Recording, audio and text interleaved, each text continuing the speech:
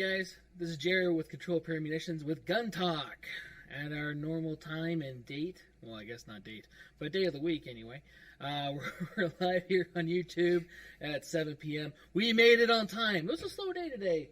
It was kind of awkward. Usually I'm fighting to get in here to kind of set everything up. And if you notice, there's a mic here. We've upgraded some stuff. I got mics on everybody. I even have a camera on our newest employee. You guys know him as South Central. We call him Raul because South Central, I guess, in HR terms is not approved. But yeah, this is Raul. He's been our producer here for the last couple weeks doing this stuff. We definitely appreciate it. That's his new fancy work shirt, which we just got those delivered the other day, just like this one, which is kind of cool and super excited about that. So this one, if you are missing this live on YouTube, we are here every Thursday at 7 p.m. Pacific Standard Time. If you're listening to this on our Google, iTunes, Apple, whatever the hell it is, Spotify, so on and so forth, those links are down below as well. So if you're watching like, oh shit, life happened, because it does, life's a four-letter word for a reason, you can still catch us on those platforms as well. And those links, again, are down at the bottom. My guest tonight is Lenny Davis. He has a really extensive background in this field, in this industry, both in law enforcement and in training. So we're going to learn a lot more about Lenny tonight, what he does, what he did, what he does now, what he's continuing to doing, and we're going to go from there. So Lenny, we've known each other for a few years now, 5 years or so. Yeah, at least that long. Yeah. Well, I'm Lenny Davis. I'm a retired special agent with Department of Homeland Security, customs agent prior to being Homeland Security. Retired in 2005 and came to work for a contractor, was training troops for a couple of years, getting ready to go to Iraq and Afghanistan. Mm-hmm. Then I went to work for the Motion Picture Association of America as one of their anti-piracy investigators in Las Vegas here and in Nevada. Did that for a while, and then came to work for the State Department as a subject matter expert in the Global Anti-Terrorism Assistance Program. All right. So I got to go all over the world and teach law enforcement and military anti-terrorism techniques. Ooh. Which was fun. And then in 2015, I got hired by a company out of Texas to work a human trafficking case for the UN. And the UN, huh? You got to wear a blue hat for that one? No, I didn't have to wear a blue hat for that. Don't hate me. Their check's cleared. Yeah. And then in 2018, that was over, and I opened SRT Special Services. And that's when we met. Yeah. And that's we're a security, private investigations, and training company. Okay. So. Nice. So you do a lot of training now? We do everything from CCWs. Okay. And civilian firearms. We do military and law enforcement tactical training. Tactical training for all those airsofters out there. Yeah. Well, no, that just goes to the law enforcement. Just the law enforcement? Yeah. We got to make sure we specify it because you're gonna get a whole bunch of. Yeah, I'm not gonna run guys I'm not gonna show them all the keys to the castle. But, unless you've got a badge, and we do that. I mean, we do classes for civilians and teach them good tactics. Yeah. And that's always good to have too as a civilian, but not going out and doing full John Wick shit. Well, and I mean, you just don't go out and.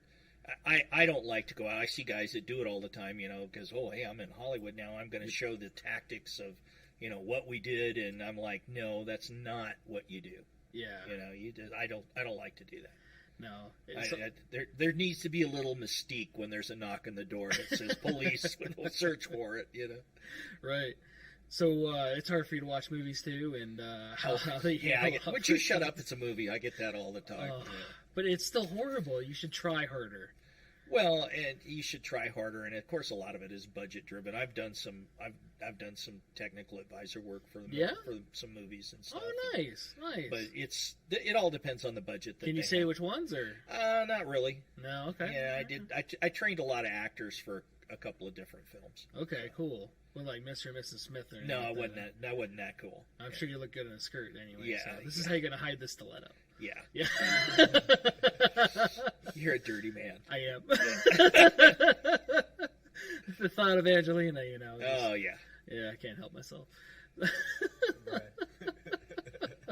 You got it all 3 cameras? Yes, Oh, dude, I even check it out. That's awesome. So I have it all here. I worked on this for the last several days. Holy shit, trying to get that all working. So I'm glad it works. So that's what you're doing now. You're doing SRT training, and now you're the sole proprietary of that, which is cool but sucks at the same time. Yeah. And then, so CCW training, civilian training, law enforcement training. There are a lot of trainers out here. What kind of sets you apart from the other guys? Well, I think what sets us apart is, my business partner that just passed away, Doug Campbell. He was a former Oakland, California SWAT officer. I spent 11 years on U.S. Customs special response teams, and so SWAT training, and, basically federal SWAT team. And we're not into. We know what we teach more on the law enforcement side of it, because with military tends to like, okay, well, if we're not going through that door, we're going to call in an airstrike. Well, that doesn't work real well. When in you're a civilian area. Yeah, when you're in a neighborhood, it doesn't really work really well. Philadelphia PD proved that in the '80s. So you can't just do scorched earth with that. But so we teach more of a law enforcement. It's more from the law enforcement side, completely from the law enforcement side. I have got some great former military operators. I mean, one of the things that SRT does is one of our biggest things is that we are a security firm here in Vegas. Okay. Now, we don't have uniformed security guards. You'll never see one of my guys running around on a Segway unless they're holding a target. Because you don't have your Paul Blarts running around? Yeah, we do not do Paul Blarts. You'll never see one of my guys in a golf cart with a little yellow light going around Walmart. Yeah, that's not Santa the girl what from we the Weenie do. Hut or whatever it was. I mean, we do executive protection, estate protection, high value transport. Okay. So that's kind of what we do, and we're a licensed private investigations firm. So we do all of that too. Nice. Yeah. Nice. So high-end stuff's not like your basic arm guard stuff or anything like that. Then no, it's all executive protection stuff. Cool. And no, not every client is Whitney Houston, and it's not as glamorous as Kevin Costner makes it out. So, it's the song started to play in my head. Yeah, but I had the SWAT song going in my head too. Yeah. So I wanted to ask, do you have that song playing when you're doing the training? No. Samuel L. Jackson. Come on, motherfucker. We've done that. Well, every time I watch that movie, that was that part of that where they were all on the ranges and they were doing the running up the hill and everything. The cool guy tucks and rolls. Yeah. Well, running up that hill, that's at the LA County Wayside Sheriff's Range. Okay. Is where that facility is, and that little house where they were throwing the flashbangs. Yeah, little house. Yeah. I've been in. I can't tell you how many times I've thrown flashbangs in that place. Really? Yeah. We trained there quite a bit, and I run up that hill several times, and when you get to the top of the hill, you definitely are winded. Yeah. Well, you know exactly what you had for breakfast because it's coming out. It's coming out. Hopefully, it tasted good. Yeah, exactly. So it was kind of every time I see that movie, I kind of get a little like I remember that. A little nostalgic about it. That's awesome. That's awesome. That was always fun. That was always a good part of my life. I mean, I spent a little over 2 years attached to the Air Branch in Albuquerque. So wow. I ran a SRT team off a UH-60 Blackhawk, which is basically the most fun you can have with your clothes on. I mean, just absolutely, you're running around a $6 million helicopter, terrassing around the Southwest chasing bad guys. Hell yeah. That's awesome. Carrying a Styrac AUG, you can't all be bad, Isn't that a bad guy gun? No, that's not a bad guy gun.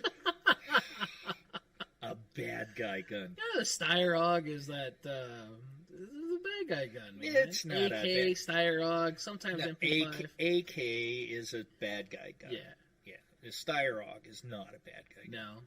It's, we were the first large agency to ever buy them in 1989. So I was one of the first 30 guys, firearms instructors, to test one for 2 years before we bought them. So And it worked? oh yeah, they work. I've heard a lot of mixed things. Oh, then if you've heard anything mixed about the Styrac, it's 'cause somebody didn't get educated. Could have been. The one time I thought I was going to be able to shoot one, because we've talked about going out and shooting. It was with a buddy of mine, and he moved out to Texas. I think I told you the story. He didn't have his piston locked in, so he shot his gas piston across the desert, and we spent about an hour looking for this damn thing.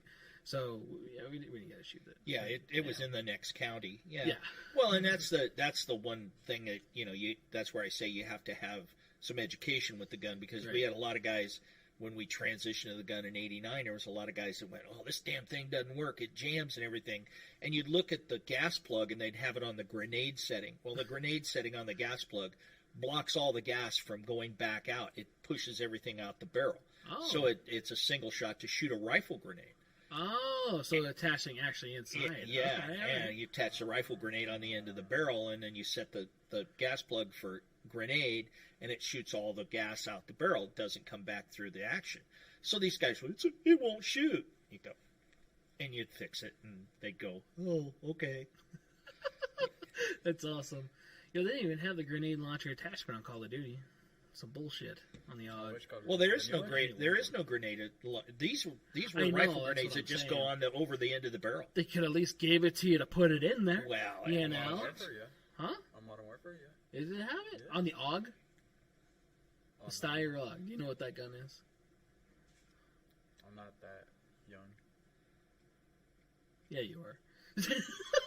Well, it's really funny in the last 5 years. You know how the Bullpup has truly It's taken off. has become this, and Steyer's been around. They were developed in the early '70s and were put in the field in '77. So. Right.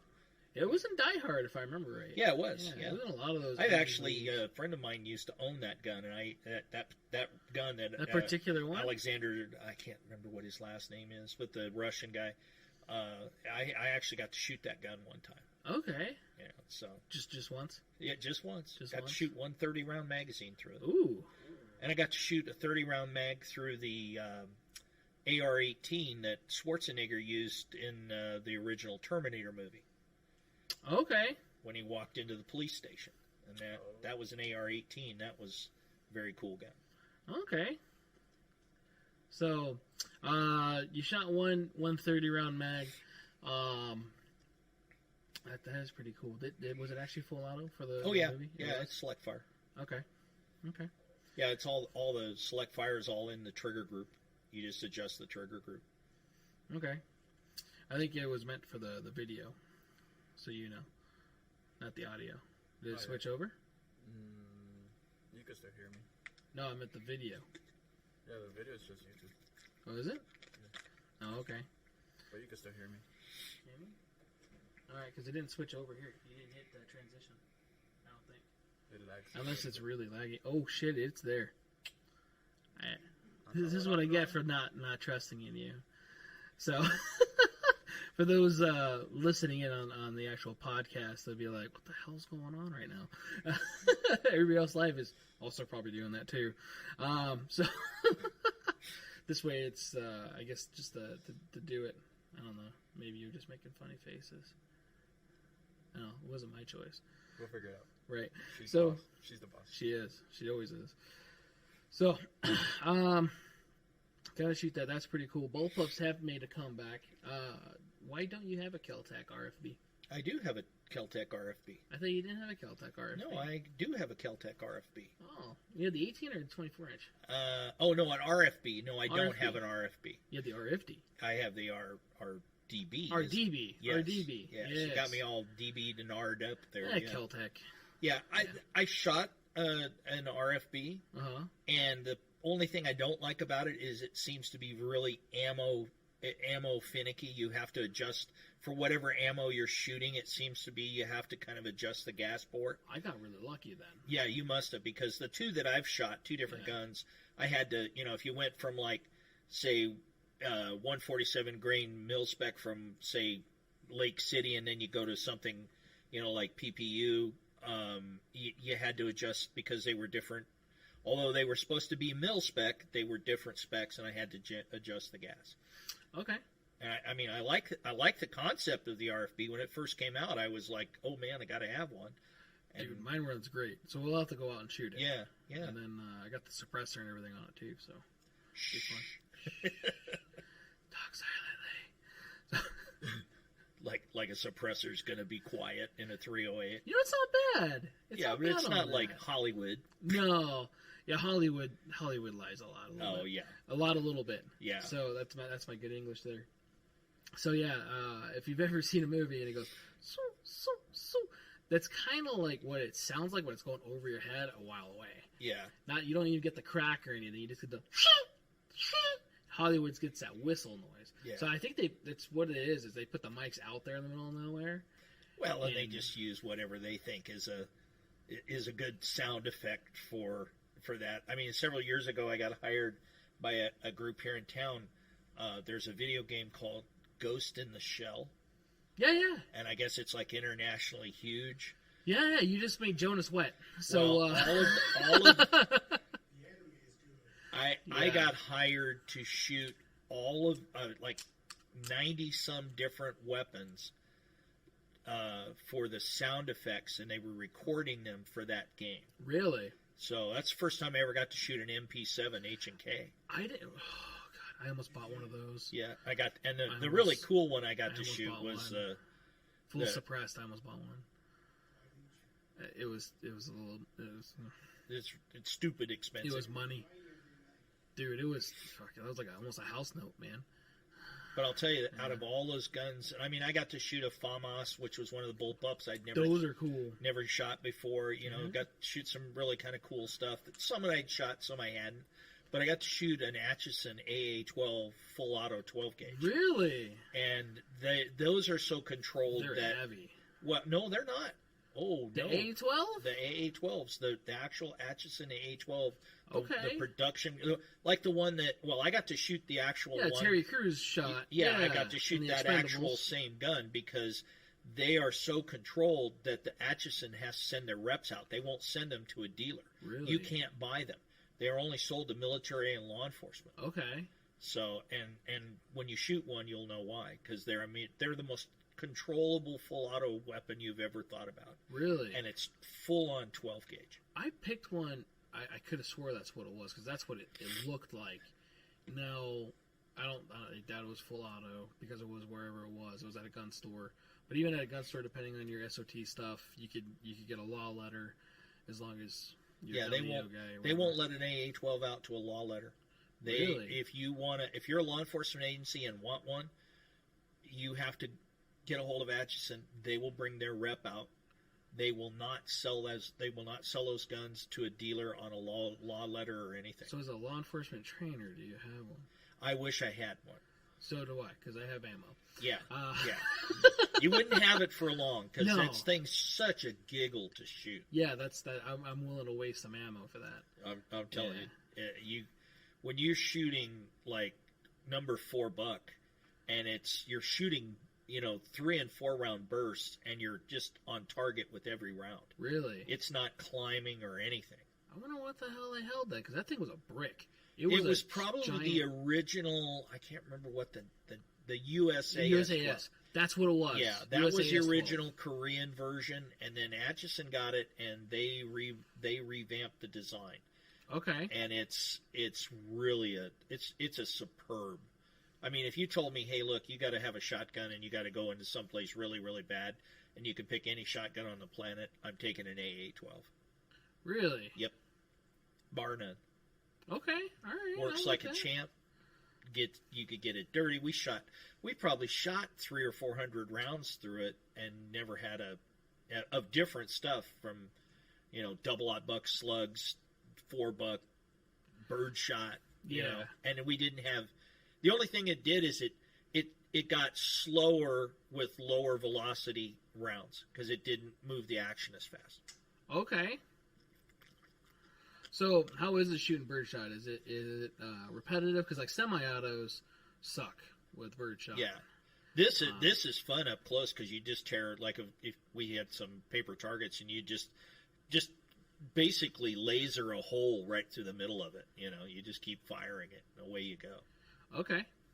But yeah, that thing's a phenomenal piece of equipment to shoot. I don't doubt that at all. I was very lucky to do that. Plus, I got paid. I got paid for a week to shoot guns. Yeah. Who doesn't want to do that? Yeah.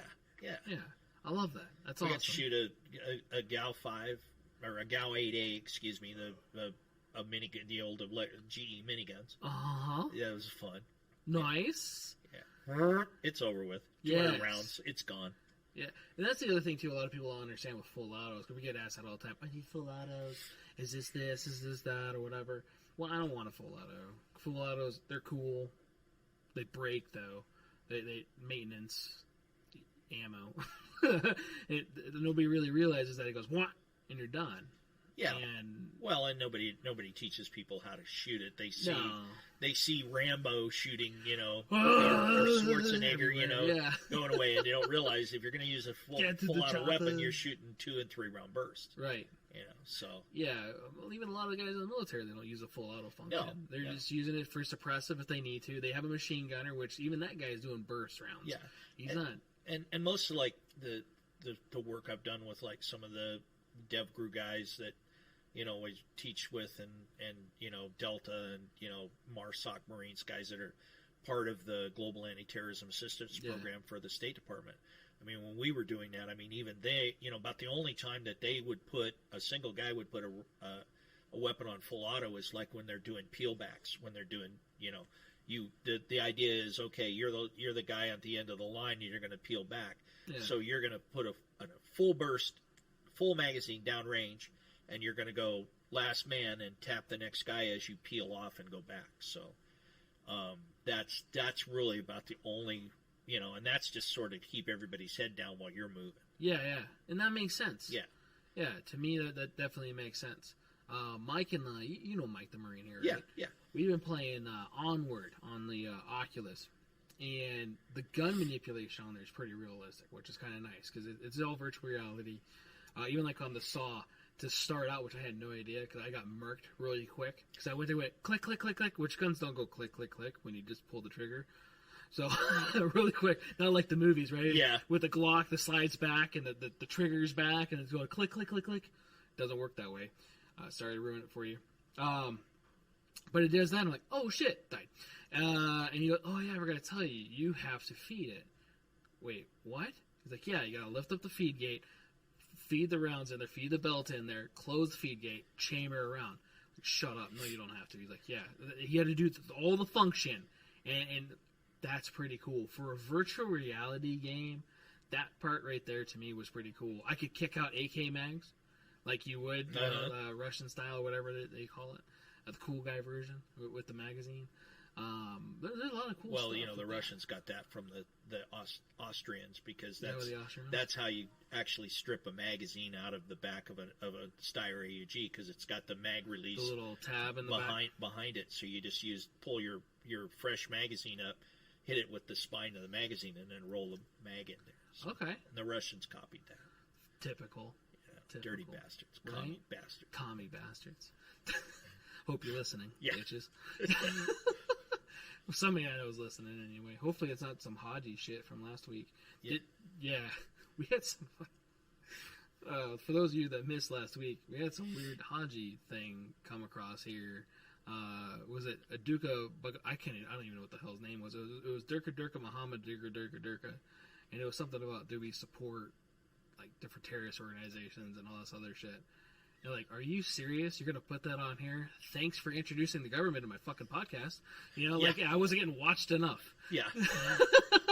Just added another government agency. You know what's really funny is that it kind of burns me, if you don't mind me going off in a little tangent for a second. Please. I mean, it kind of burns me. I've got I know a lot of people. I got good friends, and some of them get very upset at, anytime there's a terrorist attack or something, it's all those crazy Muslims. And I'm going, wait a minute. Let me tell you something. I've spent a lot of time in countries that are predominantly Muslim countries, and they hate terrorists as much as anybody else. There's this very small infinitesimal slice of of that entire religion that are terrorists. Yeah. You know, and that just bothers me sometimes because everybody gets the big paintbrush out and goes, "Oh, they're all that way," and I'm going, "Dude, you've never." I've worked with some of these kids. I've lost some of these kids. It really hurts. You know, you train these guys, and then they go and they're doing this thing for real every day, and you know they're fighting for what they believe in their own country. Yeah, and they're trying to keep their country safe and enforce the law. And you know, these guys are like, you know, I've lost some kids that I've trained in 3 or 4 different countries, and you know, it's not that my training's bad. It's just shit happens. And, well, yeah, I didn't want to say you're like James Yeager or something. Yeah, no. Wow. Ouch. Name drop. Yeah. So, Yeah. Ouch. So, but yeah, and that's a good thing to know. So the guy did name out actual terrorist organizations, or known terrorist organizations, not just the country in general. Because, like you said, it's not so much the country or the religion; it's a group or individuals. Well, it's a splinter group of a religion, right? And you know, it's not, and it just drives me nuts when they do that. Every country's like that too. So, like in the United States, we have a hodgepodge of different gangs, different bad areas, different cities that suck. Chicago, you know, but yeah, we have Oakland. that here. Oakland. Yeah, we're not a gross desert, mayor. So, yeah, we have certain areas that are definitely worse than others. Well, we're people forget we are 2-legged, walking erect, omnivoric, predatory mammals. That's what we are. Yeah. And some of them are rogue, and they will eat their own. Yeah. And that's what we have criminals. We call them criminals now. Is that what they're called? Yeah. Well, back in your day, you didn't have the catch and release program. Oh, right? No, you didn't have catch and release. Yeah. You caught them, you actually had a barbed hook. It wasn't like, oh, sorry, little buddy. Yeah, well, I only had to work for ICE for 2 years, Immigration and Customs Enforcement, because I'm what they call a legacy customs agent. So I was a U.S. Customs agent, and then in 2003, when we became under Homeland Security and we became ICE, I became an ICE agent then. And I never went out and chased. I didn't go out and chase illegal aliens then. I mean, I was running an undercover money laundering unit here. Okay. So I didn't have to do that. But I mean, I know a lot of guys on the border. I worked a lot with the Border Patrol. You know, worked with our customs guys on the borders. You know, and it's a tough job. Okay. It is a tough job, and shit like the stuff recently with the horse whipping. You know, it's not, you're not whipping or choking people or like making a noose for people. I don't know if that was your uncle or not, but at the same time,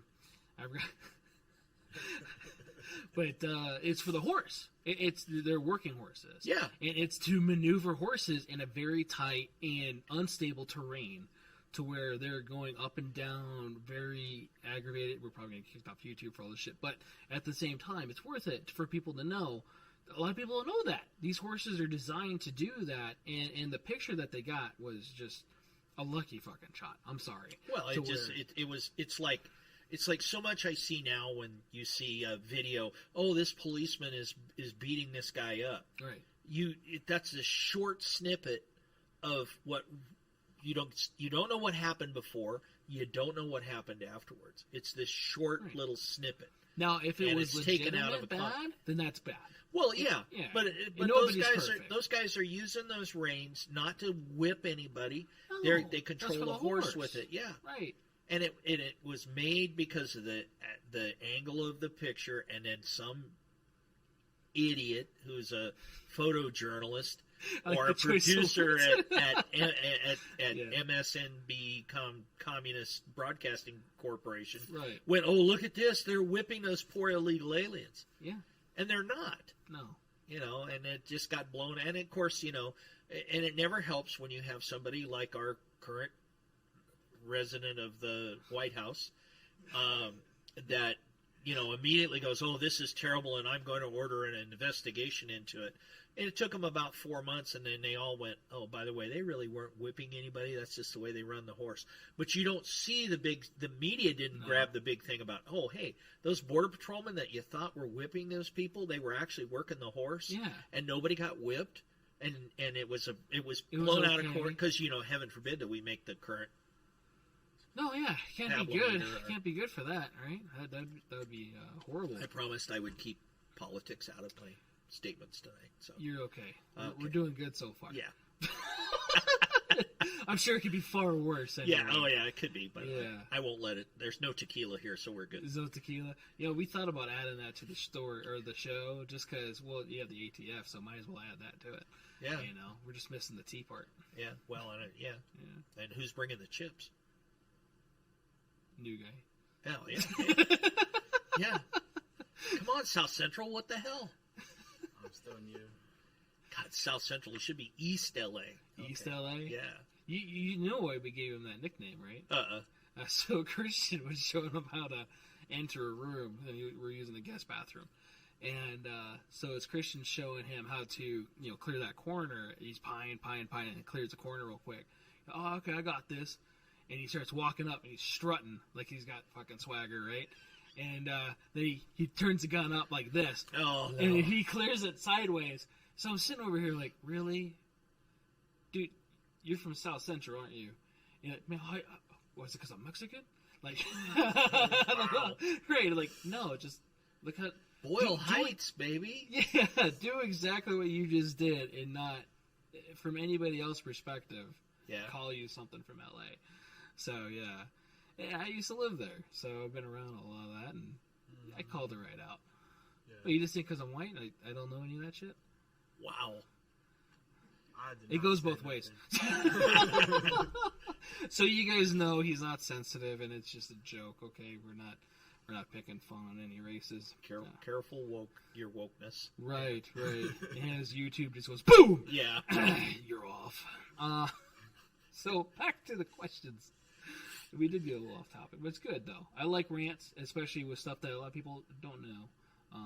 And that's definitely a good topic to bring up, because a lot of people, like you said, they don't Well, and a lot of it is like, especially with the Muslim religion, and it's like, I'm a very spiritual person. I don't subscribe to any religion because I don't think there's any organized religion that's ever not got their hands bloody, at some point or another. Right. And every religion has fought for their, Yeah. So, I get it, but, I work with these guys, and these guys, they're trying to keep their country safe. Yeah. And they're trying to fight the same people, and it's really bad to say, oh, all those guys are bad. So. No, you can't. You can't just do that. It's easy to do that, but that comes with our media and everything else that just puts that out there. It makes it a little easier. So, you're not from Las Vegas originally, I'm assuming. No, I'm from Northern California. California. Yeah, up in Sierra Nevada mountains in a little county called Calaveras, and it's about 130 miles east of the San Francisco Bay Area. It's in the Sierra foothills. Okay, so Bay Area. Yeah. So you talked about Oakland earlier. You worked in Stockton, I'm assuming. Well, I went to school. I was born in Stockton, and I went to school in Stockton, but I never. I did one case coming out of Stockton. That's a very awesome city. Yeah, it used to be really cool, but yeah. Yeah. And my former partner Doug, and my late partner, he was a SWAT sergeant there with Oakland PD. So. Okay. I did a lot of, when I first started with customs. In 1978, I came back from Korea as a military policeman, and I was assigned to the Presidio of San Francisco. So oh, wow. I did a lot of time in the Bay Area. Yeah? That's pretty, yeah. That was fun. Okay. At least you're able to go back home, sort of. Well, that was then. It's no longer home. Vegas is home for me. Well, you know what I mean. I've spent more time now in my adult life in between Reno. I opened the office for customs in 1983 in Reno, and I was the youngest station chief in U.S. Customs history in 1983. I was born in 83. Yeah. whippersnapper. I was Could have been dad. Yeah. It could have been. That would have been scary. Christian could have been your grandson. Yeah. So everybody says I use my son. Yeah. Is that your dad that runs the place? So yeah, that's where I'm originally from. But I call Vegas home. I've spent more time between the Reno area and Vegas than I ever did in California. So Okay. spent the majority of my adult. I've been here since 1988. Wow. Yeah. Wow. You're here longer than people that were born here. Yeah. Yeah. Yeah. That's awesome. So and I love it. So Yeah. That's good. That's good. So military service, you're an MP? U.S. Army military policeman, dog Okay. handler. How long were you in? 5.5 years. 5.5 years? Yeah. That's an odd term. Well, I had a break in service. My enlistment ran out and nobody told me about it. And I was in Korea, so I had to re-up. So I'd already been part of it. So it's a story. Yeah. Hey, by the way, since Yeah. you're already here, just sign this. We'll send you home in a little bit. Yeah, Is well, that I was kinda already in what- Korea, man. That was already, I was already a narcotics dog handler in Korea. Yeah, working the DMZ with a dog. I've been everywhere from DMZ to Panmunjom. When I was there, the U.S. Army only had 6 narcotics dogs Really? for the entire country. So we would get up And sometimes. narcotics dogs in South Korea? Yeah. Oh, yeah. I Well, figured when you'd I have was there, more- you could walk into a Korean pharmacy and get barbiturates and amphetamines. You didn't have to have a prescription to go and buy them. So the GIs would go there and they'd send them home. No shit. Yeah, we used to have to pretty much anything military that got shipped out. We usually ran the dogs, Okay. and then we did I a can lot see of that then. yeah, and then we did a lot of barracks. Units that the commander would say, "I want Searching their goods. searching," and All right. So that part makes sense. It's just, to me, thinking walking the line in a militarized area, narcotics dog. First thing in my mind, like, why a narcotics dog?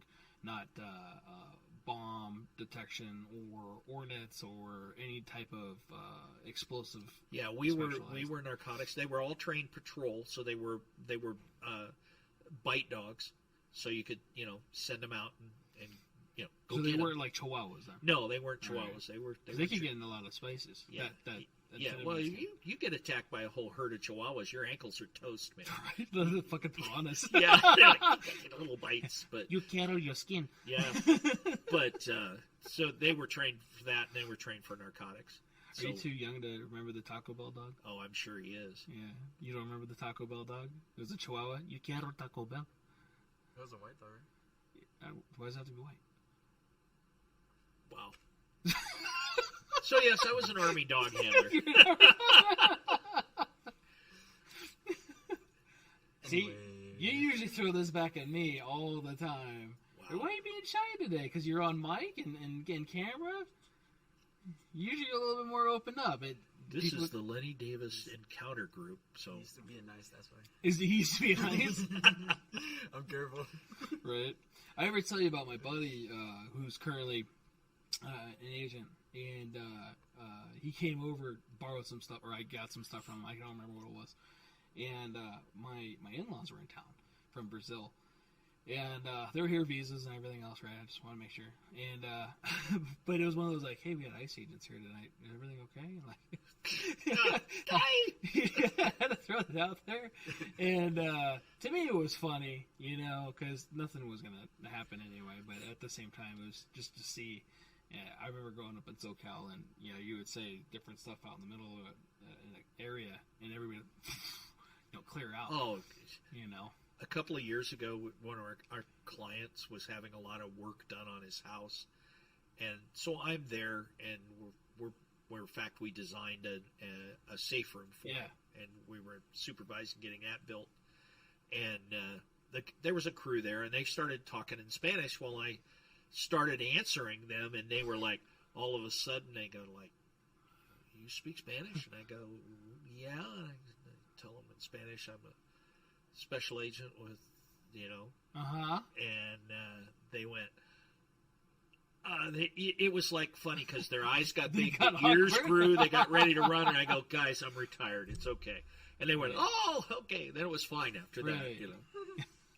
So like, I'm no longer in the Migra. No, So, no, man. And a lot of it too is a lot of them are working hard to get their papers and different stuff, which, all for it. This is a country of immigrants. Yeah. My family came over and if you do it, I have nothing. Do it right. Yeah. But don't, sucks. Don't. There's people who do it right, and they it takes time. It does. And they get like, well, okay, I don't want to wait. Well, be patient. Right. And do it right. Matt, who used to work here, right? Did I ever tell you about that? He was going through his paper. He got them, right? Which, it's good for him. When he first hired on here, he bought his first gun. And he didn't pass. And he started freaking out because he's in the process of his papers. And that's kind of, what I mean? So he had his permanent residence and all that other stuff. And he was really worried for a little bit. A couple weeks later, because we didn't know, you can't work here technically, if you can't be in possession of or own one. And he, luckily, 2 weeks later, they hey, by the way, sorry. Well, you guys scared me. Well, the 3-day delay the other day. Yeah, three-day delay. First time ever in a private sale through this store, and the highway patrol holds me up for 3 days, and I'm going, me? Yeah. It's not the highway patrol; it's the Department of Public Safety. Oh, excuse me, it's the Nevada State Police. Yeah. Sorry, guys. Right, they get sensitive. Yeah. I'll probably get there'll be 12 silver cruisers between here and home when I leave. Yeah. Remember that shit you just said? Yeah, we were watching. So. Well, it was funny because years ago I used to teach in the Highway Patrol Academy, teaching drug smuggling when I was up in Reno and teach at their academy up there. And I always tell them, I said, look, guys, if you see a vehicle going down the road and it gets stopped and there's a guy looking like me, and I had long hair and, beard. I was a dirtbag looking guy then. We're not all bad guys, Yeah. And invariably I'd get stopped because when you're out in the middle of nowhere, Nevada, your foot's in the fan when you've got, master badge in the back pocket, Right. And get pulled over and they come up and they go, all right, sir, can I see? Oh, damn it, it's you, Lenny. You taught my academy. Do you remember me? I go, yes, sir, I do. You were a good student. All right, well, go ahead and go. Oh, yeah. That's awesome. Yeah, so, no, it was always good to see that. Yeah. The reciprocation of that stuff is pretty good. Well, as long as it's within reason, too. I've seen some of those videos. I don't know if you've seen it where inebriated, and it's like, come on, man. And even you can see the highway patrol guys, Yeah. I came up, cameras on. Oh, yeah. You know better than this. And it's usually a high-up guy that has nobody has an excuse. Yeah. But no, it's not the way that's really... Yeah. It's a career breaker thing, too. Oh, yeah. So, you're in Korea. You know Korean? Oh, skosh. Skosh. All the Korean words I know anymore are pretty bad. Well, I think that goes with every language. Yeah. I can order a beer and several sex acts, but that's that's awesome. Yeah. Several sex acts. That's a first for me. So we already talked about your law enforcement background, and we talked about what you do now. How often do you hold CCW classes? We're doing them about twice a month. Okay. We have them scheduled about twice a month on our website, srtspecialservices.com. There you go. You can go in there and click on that, send in a request, and we'll put you in. In fact, one of the highway patrol dispatchers that I know, Nevada State Police dispatchers that I know, she just sent me an email today and signed up. So nice. Yeah. It's awesome. For a class next month. So I think everybody should have their CCW. But that's the other thing, too. A lot of people get their CCW and think that they're trained. Yeah. And it's mostly just laws. Laws and regs and what you can't do. It's safety and when you can shoot and when you can carry and where you can't carry and all of that. Right. And you still need to be... I got out of the CCW training biz for a while, about 5 years. Okay. Because, I got shot twice in the street. And I got more guns pointed at me in 2.5 years of teaching CCW than I did in almost 30 years in law enforcement. Yeah. And I was like, I just don't want to get shot on a range by somebody who, and we tell people, look, you got the gun, learn how to use it. You know, you go get your CCW, practice. It's a perishable skill. And I was seeing guys coming back, people coming back that when was the last time you shot? 5 years ago when I got my permit the first time, and they're you know, getting ready to do the re-up. And that's not what you want to do with a gun. No. A lot of people will buy a gun now and keep it in the box until they say they're going to take their CCW class. Like, okay, so when is that? You know that they're not going to teach you how that thing works, right? And what do you mean? My buddy said that, or I saw this on the interweb. You know, well, guess what? Not everything on the internet's correct. Yeah. You know, sorry to break it to you, but you should go out and try it, because when you go shoot it on the range for the first time, it may or may not suck, and or you might hurt yourself or somebody else. And touching back on something you just said, which I like, and a lot of people still don't understand, because you're our first law enforcement guy on here. You talked about not getting pointed at. Yeah. In law enforcement. And you probably did once or twice, but I did a couple more times than that. Yeah. But yeah. So, but a lot of the times too, people will depict law enforcement agents or look at law enforcement and or federal guys and think that it's like end of watch or training day or something like that, where you're in fucking gunfights for 12 plus hours in a shift, and you know. I've been in 2 gunfights. They were over in the blink of an eye. I luckily came out on the winning side of both of those. You're here. Yeah, I'm here. Right. You know, I just had a birthday I wouldn't have got to do several decades ago. I won't tell you how old I am, but I'll let you guys do math. I'm 30 with 37 years experience, but got it. You know, it's those things. And you broke him? He's got his calculator out. Wait a minute. Carry the 2 divided by pi. Yeah. You know, when he breaks his shoes out, you know, that's, you know, take the shoes off. I got to use the count toes. all the toes too. But, you know, he had 12 toes. We're fucking talking. Yeah, I see that. It's like one of my favorite movies, cop movies of all time, Dirty Harry. Yeah. You know, if Clint Eastwood was a real San Francisco inspector and would have shot all the people that he shot in that whole movie, he'd still be doing paperwork. And that was a 1971 movie. So, yeah, you'd still be doing it. He'd be off the street in a heartbeat. I mean, one of the guys I knew in LAPD SWAT, 6 shootings in his career. Really? 6. Really? Daryl Gates, he was on SWAT. Chief Gates said, "Hey, we're going to bring you to the academy for a while and tone you down." Not that he was doing anything wrong. They were all righteous shootings. I mean, they were kill or be killed. And he's up at the academy for about 6 months, and he's going home from the academy because he's working, you know, Monday through Friday, you know, teaching firearms, and he's kind of liking that, but he hates it because he likes it and he doesn't because he's a SWAT dog. Yeah.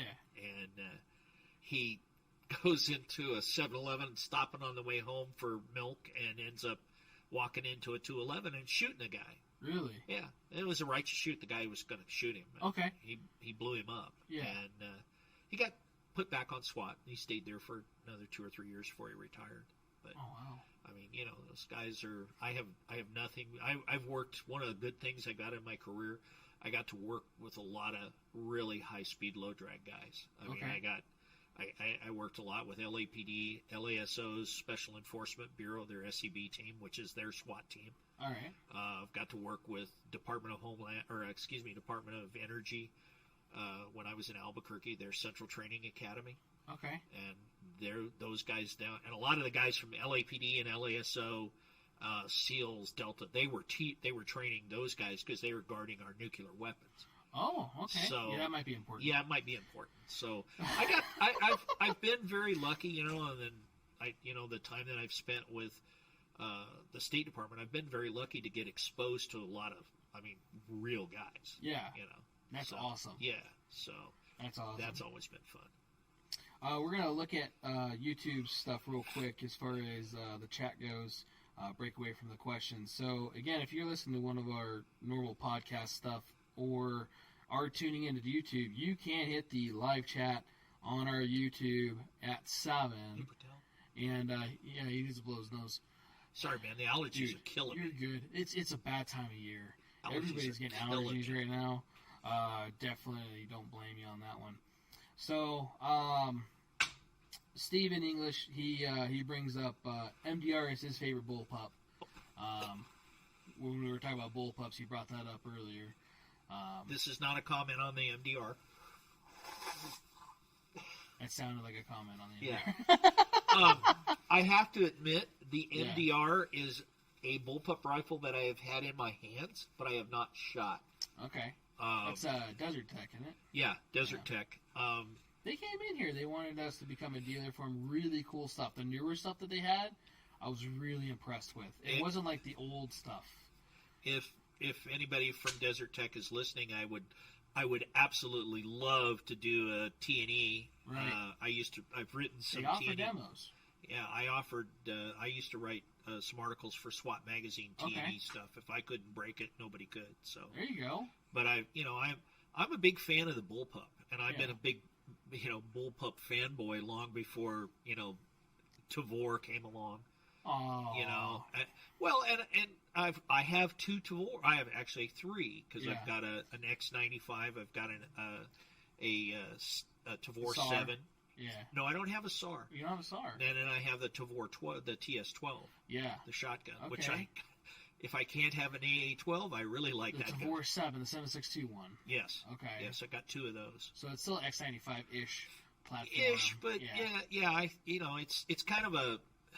It seems to me it's almost kind of a little bit of the SAR and a little bit of the X95. I got that one off you. I ended up sold it so I could get an MCX. I kind of don't, I kind of miss it, but at the same time, I like that MCX. So, Tavors are definitely badass. But yeah, the MDR, cool gun, I think. If Desert Tech, I think came down in price too, because they were stupid expensive for a while. Yeah, they were pretty expensive. Yeah, and they're a neat system. I'll give them that. Excuse me. Especially for what they are. And I know that they just changed the barrel change out system, the quick change. You just gotta slightly loosen a bolt or two, and then you just pull it apart, put a new dealio bob in, a new barrel. You don't have to change your bolt or anything. Yeah. Like, wait, I can go from 308 to 6.5 Creed, or to this or this or this. Yeah, 338 Lapua variants of them as well, and he brought in a few toys. It was pretty cool. Well, and the other one I want to get my hands on, if my Springfield Armory dealer ever gets one, is the Hellion. Yeah, I know, man. I know. That is a rifle I want to really give a They shakedown had a to. recall on it already, I think. Did they really? I think they did. That's probably why we don't have one. Oh, that's a bummer. Yeah. Well, it happens with everything. Yeah, mostly Glocks. Everybody was like, "Oh, Glock, Glock, Glock," and then they got recalled right away early. Yeah. Well, it took 17 gens or 17 versions for it to create. Well, one. yeah. Right. A lot of people don't know that Yeah. Glock 17 is that it wasn't just because it had 17 rounds or something magical. It took 17 versions of the gun for it to make it a market. But I really want to. I'd like to test one of those. I'd like to have one of those. Test one of those. I'm a big Styrac guy, but that's because I carried one daily for 18 years. Yeah. I like the X95. I'm the fastest reloader in the planet when it comes to the X95.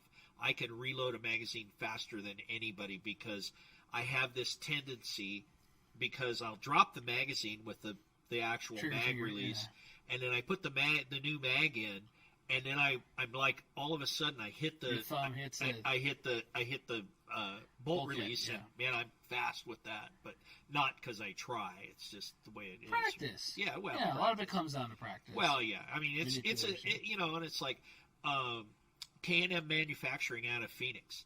They make a couple of great bullpups. M7, I think it's the M17 and the M18. They're 5.56 and 308.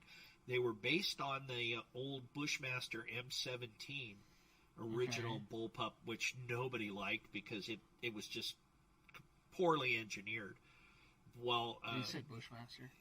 Yeah, Ken. Yeah, I did. Oh, so but I mean, Ken that runs K&M, he started his company by taking those old guns and really making them and modifying it and making them great. I've got one, and it's a super bullpup, and it uses AR mags and the whole bit. It's a shameless rip of the Bushmaster shamelessly ripped the AR 180 or the AR 18. Yeah. So it's like you open it up and it's like, this is like my AR 18, you know. But you know, I really like it. And then, you know, they've got the 5.56 and 7.62, and I think he's doing it 300 blackout. I haven't looked in a while, but those are really good rifles too. Okay. I you know, for a bullpup. Good to know. Good to know. Then we have one question on the chat, and we'll go back to our normal questions. It's because we were just talking about situations, and that's why I wanted to bring this up. But I also didn't want to forget Steve. So Daniel asked, what is your scariest situation that you've ever been in that you can tell with and or without a gun? So she put with and without? With so and like without. Two different stories. Well, the two scariest situations I know without a gun was walking both of my daughters down the aisle. Yeah. And of course, I threatened both of my son-in-laws and, you know, basically told them they'd never find the body if they hurt my daughters. I mean, you know, I did a lot of stuff that was, at the time, I probably didn't think was... You don't think about it in those situations. You don't think Everything's about it. going like this. Yeah, you know, I mean, Yeah. we used to do stuff that, I think probably one of the things that's, you know, kind of, you'd think about it later and you'd have a shot in about 3 beers, because we did a lot of stuff with customs. Like when we were flying behind a guy, we'd have usually a radar airplane, and we're all lights out. Yeah. Okay. And it's not like Star Trek. You don't have 360-degree radar. Okay. So usually the plane that's got the lock on him with the radar, he's got one little light to the rear. So now you've got these pilots, and there may be 4, 5, 6 airplanes flying really close proximity, and we're all lights out. Really? And I mean, we're sitting in the back of a Black Hawk, you know, and you're just going to go where the hawk goes, and if it lands or if it falls out of the sky, you're going with it. And it's, you know, it's got the, you know, Black Hawk with no motors got the, you know, glide ratio of a safe, you know. So Never seen the movie. So yeah. Oh, but you know, I mean, you're close to reenactment. Yeah. They just. But you're flying along, and you know you're realizing, and you're on the headsets, and you're kind of going, okay, we're going to go out and get these guys when they land, and you know you're all of a sudden thinking, man, there's like 5 other airplanes out here. You know, if we have a fender bender, when you have a fender bender with an aircraft, it's a bad day. Or you just can't pull over. Yeah, you just can't pull to the curb and get out and Where's start. your insurance? And Yeah.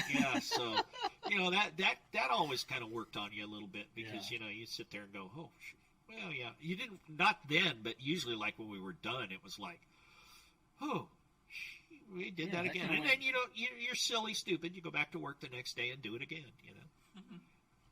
Well, you don't think about it then, too. Yeah. Yeah, we were bringing up the situations earlier. A lot of people, it's easy to watch on YouTube or on the news or wherever it is and be that Sunday quarterback or couch quarterback, cowboy, whatever they call it, right? I always fuck that up. But when you're in the situation, you have milliseconds. Seconds, actually.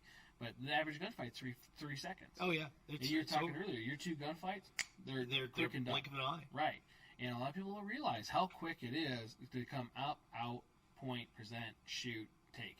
Yeah. And it's fast. I mean, I can remember I was doing an undercover here in Las Vegas years ago for ATF. Yeah. And there was a guy who was a truly badass. He'd gone to prison for murder, and he was out. He'd got paroled on a murder charge, and he got a hold of an informant and said, "Hey, we're gonna." You know, and the informant went to him and said, hey, this guy's got guns for sale. And he said, well, okay. And he said, come pick me up and I'll go look at his guns. Well, the informant picks him up. They go into this mobile home on the east side of town, and he's got a .22 rifle, a Ruger 10/22, and he cuts the barrel off in the front, and he cuts just a pistol grip. Yeah. And he's tall. He's like 6'6", 6'7". And a sawed-off 10/22. It was a sawed-off 10/22, and he tells the informant, and luckily the informant was wired, and they told us, because we had a bus team in the adjoining room, but he goes, you know, hey, he told the informant, look, we're not going to buy these guns. We're going to get up there. I'm going to take a look at it. I'm going to kill this guy. As soon as he turns his back, I'm going to shoot him in the head. Yeah.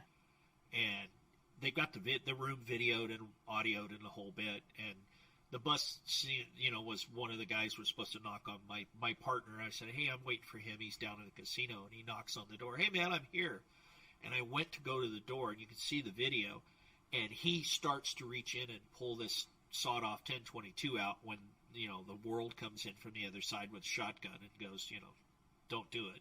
Right. And, you watch that video. I watch that video about once a year and go, oh, okay. But, you just, it's what you do at the time. You know? You don't think about it. Yeah. You're doing a job. You just do it. Yeah. You rely on the guys that are next door right. in the raid jackets and the body armor and the shotguns, that they're going to be there to, yeah, you make rely it on them, happen. they rely on you. Yeah, It's a team thing. I had a gun. I was, the whole thing was, I'm going to go to the door and I'm going to go into the restroom or into the bathroom and I'm going to lock the door. I'm going to get in the bathtub. I've got a gun. If he comes to the door, I'm going to drill him. Right. I never got to that far. But you just plan and that's what you do. Yeah. And if it works out, hopefully it does. Yeah, and later you go, dude, you watch the video and it was pretty scary. Yeah. Sometimes it shows angles that you had no idea. Well, yeah, I mean, you don't realize how this guy literally was. He had this sawed-off rifle about halfway out of his shorts. Yeah. He had long board shorts and he was real tall, so he had this about halfway out. I mean, if those guys hadn't hit the door at that time, he would have killed me. There's no doubt. He'd have murdered me and took every one of those guns if I was a real bad guy. Right. So yeah, you do kind of stuff like that. But it's what you do. You plan for up here and hope everything's down here, and away you go. That's all you can do. That's all you can do. That's all you can do. And if you can't do that, you probably shouldn't get out of bed in the morning. Right. That's cool. You have that video. I'm sure a lot of that stuff's humbling too, because a lot of us gun guys, we think that we're all fucking badasses, and you're like, yeah, I have this many guns, or I have this, or I have that, and without that training or without anything, you're really not as good as you think. And to have an experience like that, I'm sure that's definitely like, so I'm only as good as I am, and I'm glad that I was that day. And you're only as good as your backup, right? And those guys been another second and a half getting through the door, I might have taken a round. Yeah. So yeah, that's where it gets me in like a lot of like movies and TV shows where you're like, why are they taking so long to get up to the door? Yeah. Or well, yeah, it's that dramatic. You do that stuff and you look at it and you go, oh man, you just never do that. And I usually, my girlfriend usually hits me with an elbow, goes, yeah, it's a movie, watch it, shut up. So, back to our questions. As a customer, because you're talking about being a customer, what do you expect while you visit a gun store?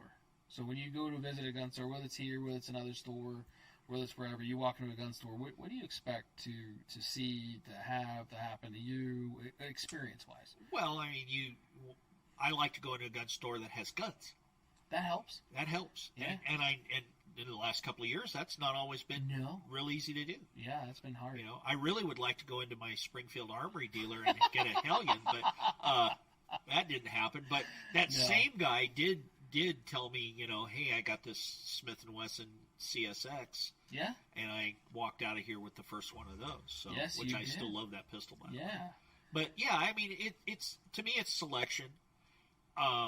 I hate to see, and this is no dig on you, brother. I hate to see these guys that walk around with plate carriers and the gun store commandos. Okay. So everybody that doesn't know, South Central was walking around with a plate carrier on before you found out he had an actual work shirt and he was approved to work here. But I walked in and go, is there a problem? Right. We told him that an ICE agent was coming. He was just taking protective measures. Right. But I mean, I've seen some stores where they're and I've seen guys that'll carry 16 magazines and I saw a guy in a gun store in northern Nevada one time had a double shoulder holster had a gun on his hip and had an ankle rig, and he had about 4 other magazines. And I'm like, dude, what are you expecting? It's going to be over that quick if you're going to even get a chance to do it. Well, you know? he had options. Well, he had more options than I told him, I said, please don't fall into a swimming pool because you're going to drown. It's one of those 2 is 1, 1 is none, but 4 is, I think, a little much. Well, yeah. I mean, I believe in having a backup gun when I was working as much as I could. Backup for your backup with his backup.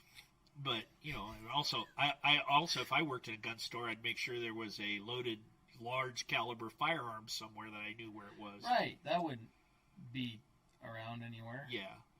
Well, Bob Irwin had the gun store for years, the gun store here in town. He had that for years, and he had a loaded shotgun in the back, where everybody knew where it was, But yeah, shotgun. I mean, you guys do really well. Your wife is the real brains of this outfit, and the beauty, but you guys have done a really good job, from starting out very, much smaller than you are now. Oh, yeah. You got a good selection of stuff, and it's not.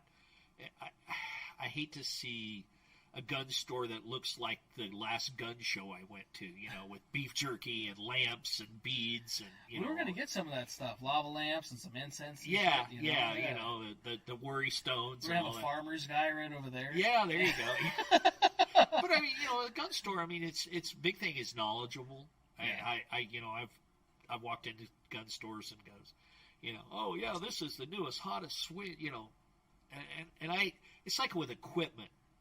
For years, I still have it, what I call the Wazoo box. Okay. The thing looked really Wazoo, like at the SHOT Show.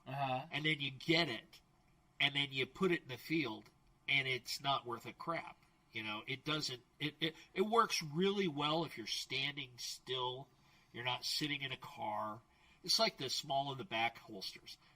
Nobody who ever carried a small in the back holster had to sit and do a surveillance for 6 or 8 hours in a car. You mean it's uncomfortable? Yeah. So I mean, it's those kind of things, and I have it, I throw those stuff in the what I call my Wazoo box, and I throw the Wazoo stuff in there, and then usually my friends will come by. What do you got in the Wazoo box? And if they want it, they can take it, or I'll here I'll trade you off for this or whatever. Yeah. But, I mean, having good stuff and good good product lines, which you guys do, and it's always been really a good thing. It's not. Appreciate that. I still do business with you. Yeah. So. Yeah. I mean, we haven't scared you away yet. Not yet. Yeah, we just hired him, though, so we'll see. Well, I don't want to have a flashback and chase him around the parking lot. Right, it's a weird PTSD moment. Yeah.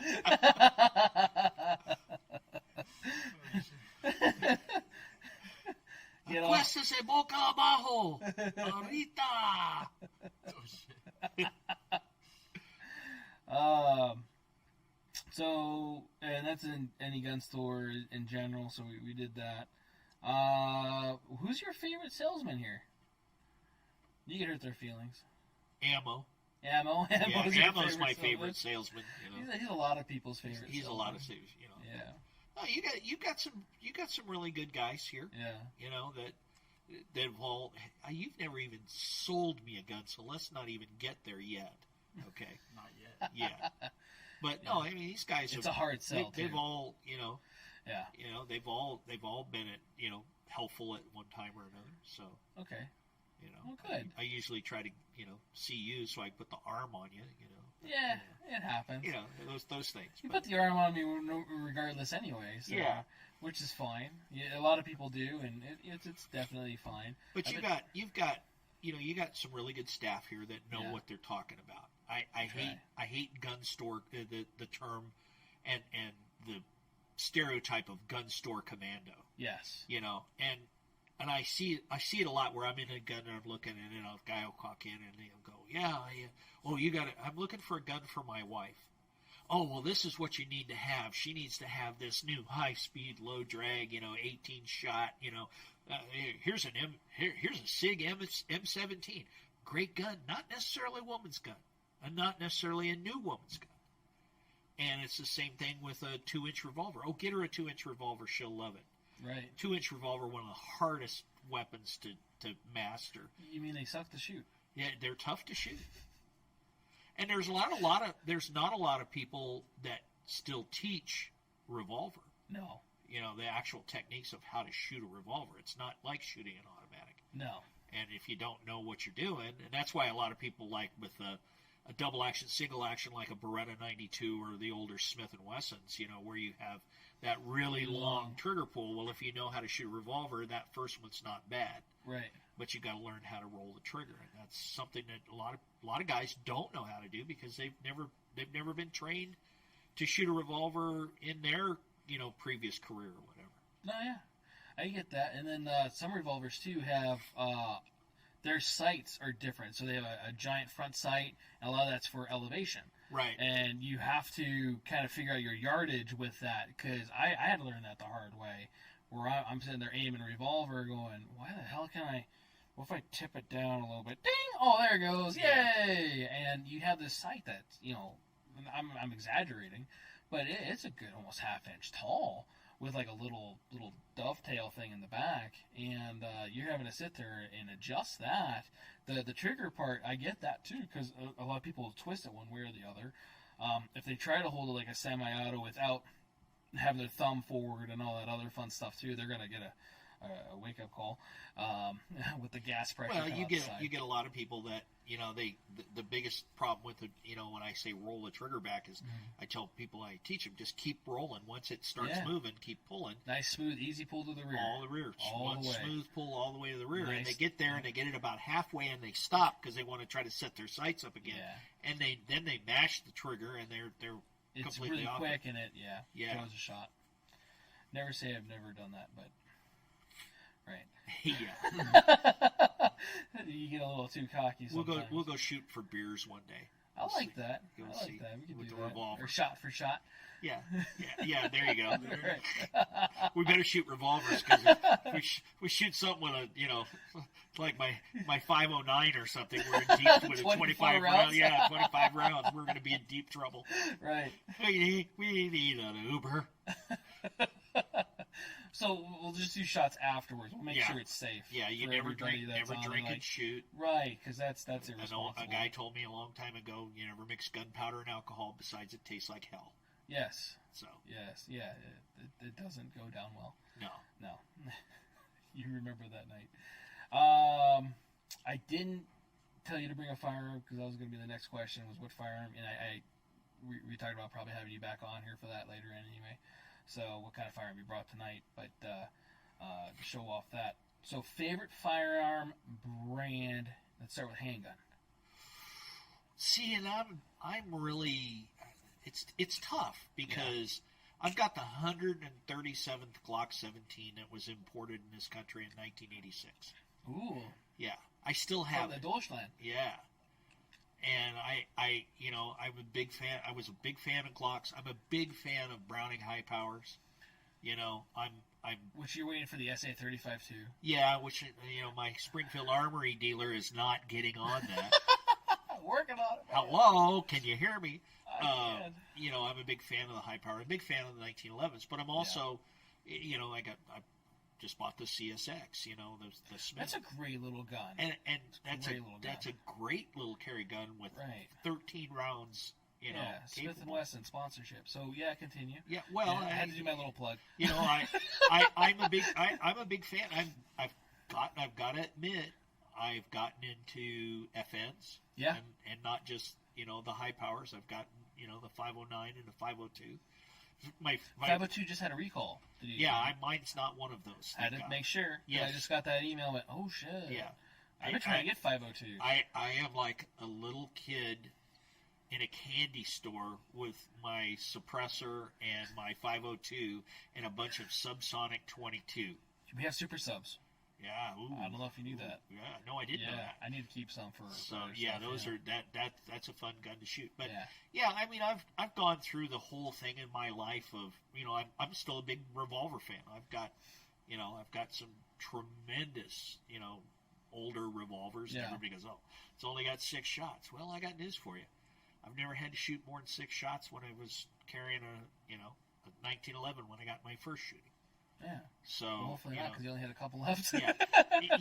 Well, and excuse me. I mean, you know, there's those anomalies like, like Waco and Beirut. I Los talked to Angeles some of the, big.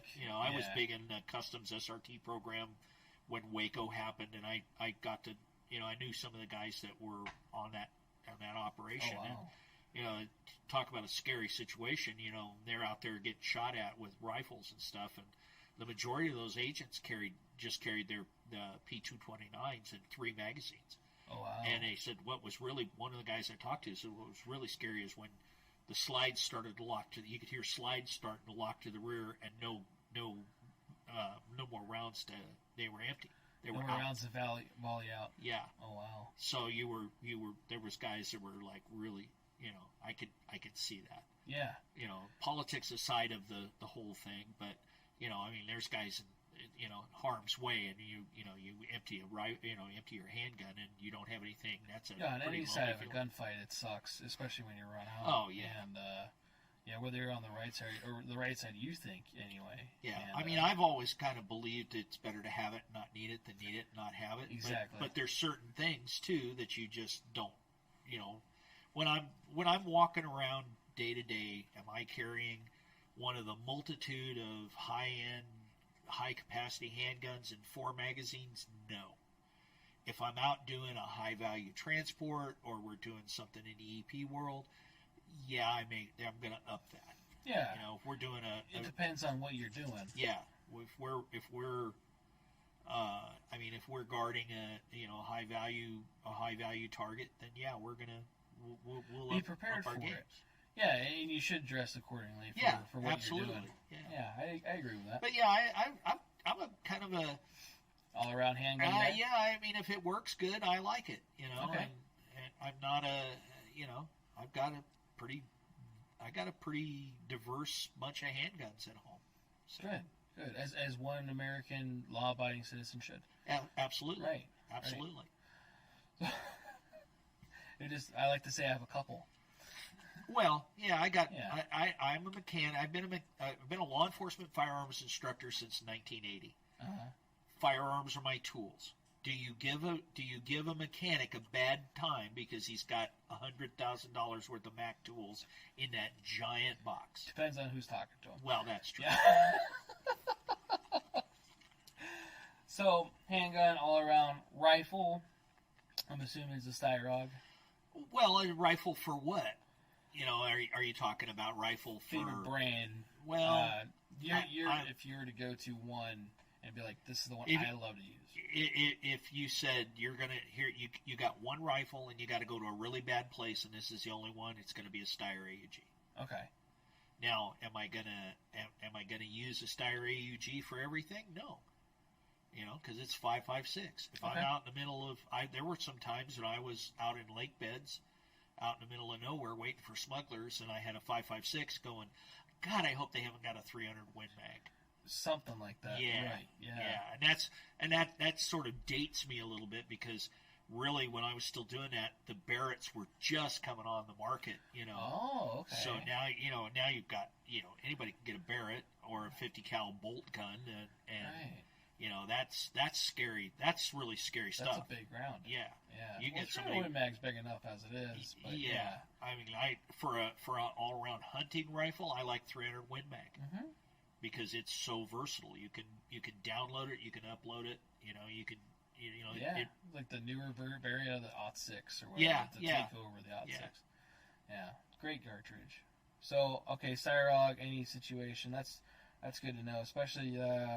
You never know. So, and I see that, but I've got a ton of different ARs. Right. My company gun is a Springfield Armory Saint Edge 10.5-inch barrel pistol because it's small and it will do everything I need to do in probably inside that 50 yards that I'm ever going to shoot it. Okay. So, favorite revolver brand? Ooh, Smith & Wesson. Smith & Wesson. Except I have a... Because the law enforcement background? Or? Well, the law enforcement background. I have a big soft spot for Colt Detective Specials. Okay. And Colt Pythons. Yeah. So I have a How's that Cobra working out? Cobra works great. The bobbed hammer. Yeah, one. the bobbed hammer one Yeah. that you bob the hammer on. That's a great gun. Good. Yeah, I still think a revolver. A lot of people go, why should I carry a revolver? And I think if you train with it, a revolver's a very, a revolver's still a very good self-defense gun. Yeah. Yeah, no, it's a great gun. Clint Smith puts it pretty good with a semi-auto. If you're on your back and you're trying to, dig into this guy and you just put this up there, it's going to lock your gun back to where it's not going to be usable. And he tells you if you have an ankle gun, revolver generally, 38 on your J-frame, right? Something like that on your ankle, be able to put that up onto him. You just, and you don't have to worry about it probably not working as long as you maintain it. Yeah. So that's the other thing too. A lot of people say revolvers, they don't jam, they don't do this, they don't do that. Will jam. Right. I've had dozens of revolvers come in. Hey, my gun doesn't operate, and by the way, it's loaded. Oh, thank you. The Customs Service in 1987, they hired a guy who had no law enforcement background. He used to work at the Aberdeen Proving Grounds. Mm-hmm. He got hired, and he read a couple of magazines, although he's never carried a gun in his life for work. Was never a cop. He comes up with, the 357 Magnum is the only round that will go reliably through the body and snap the spine, and that's the only way you're going to get a one-shot stop with a handgun. I went, okay.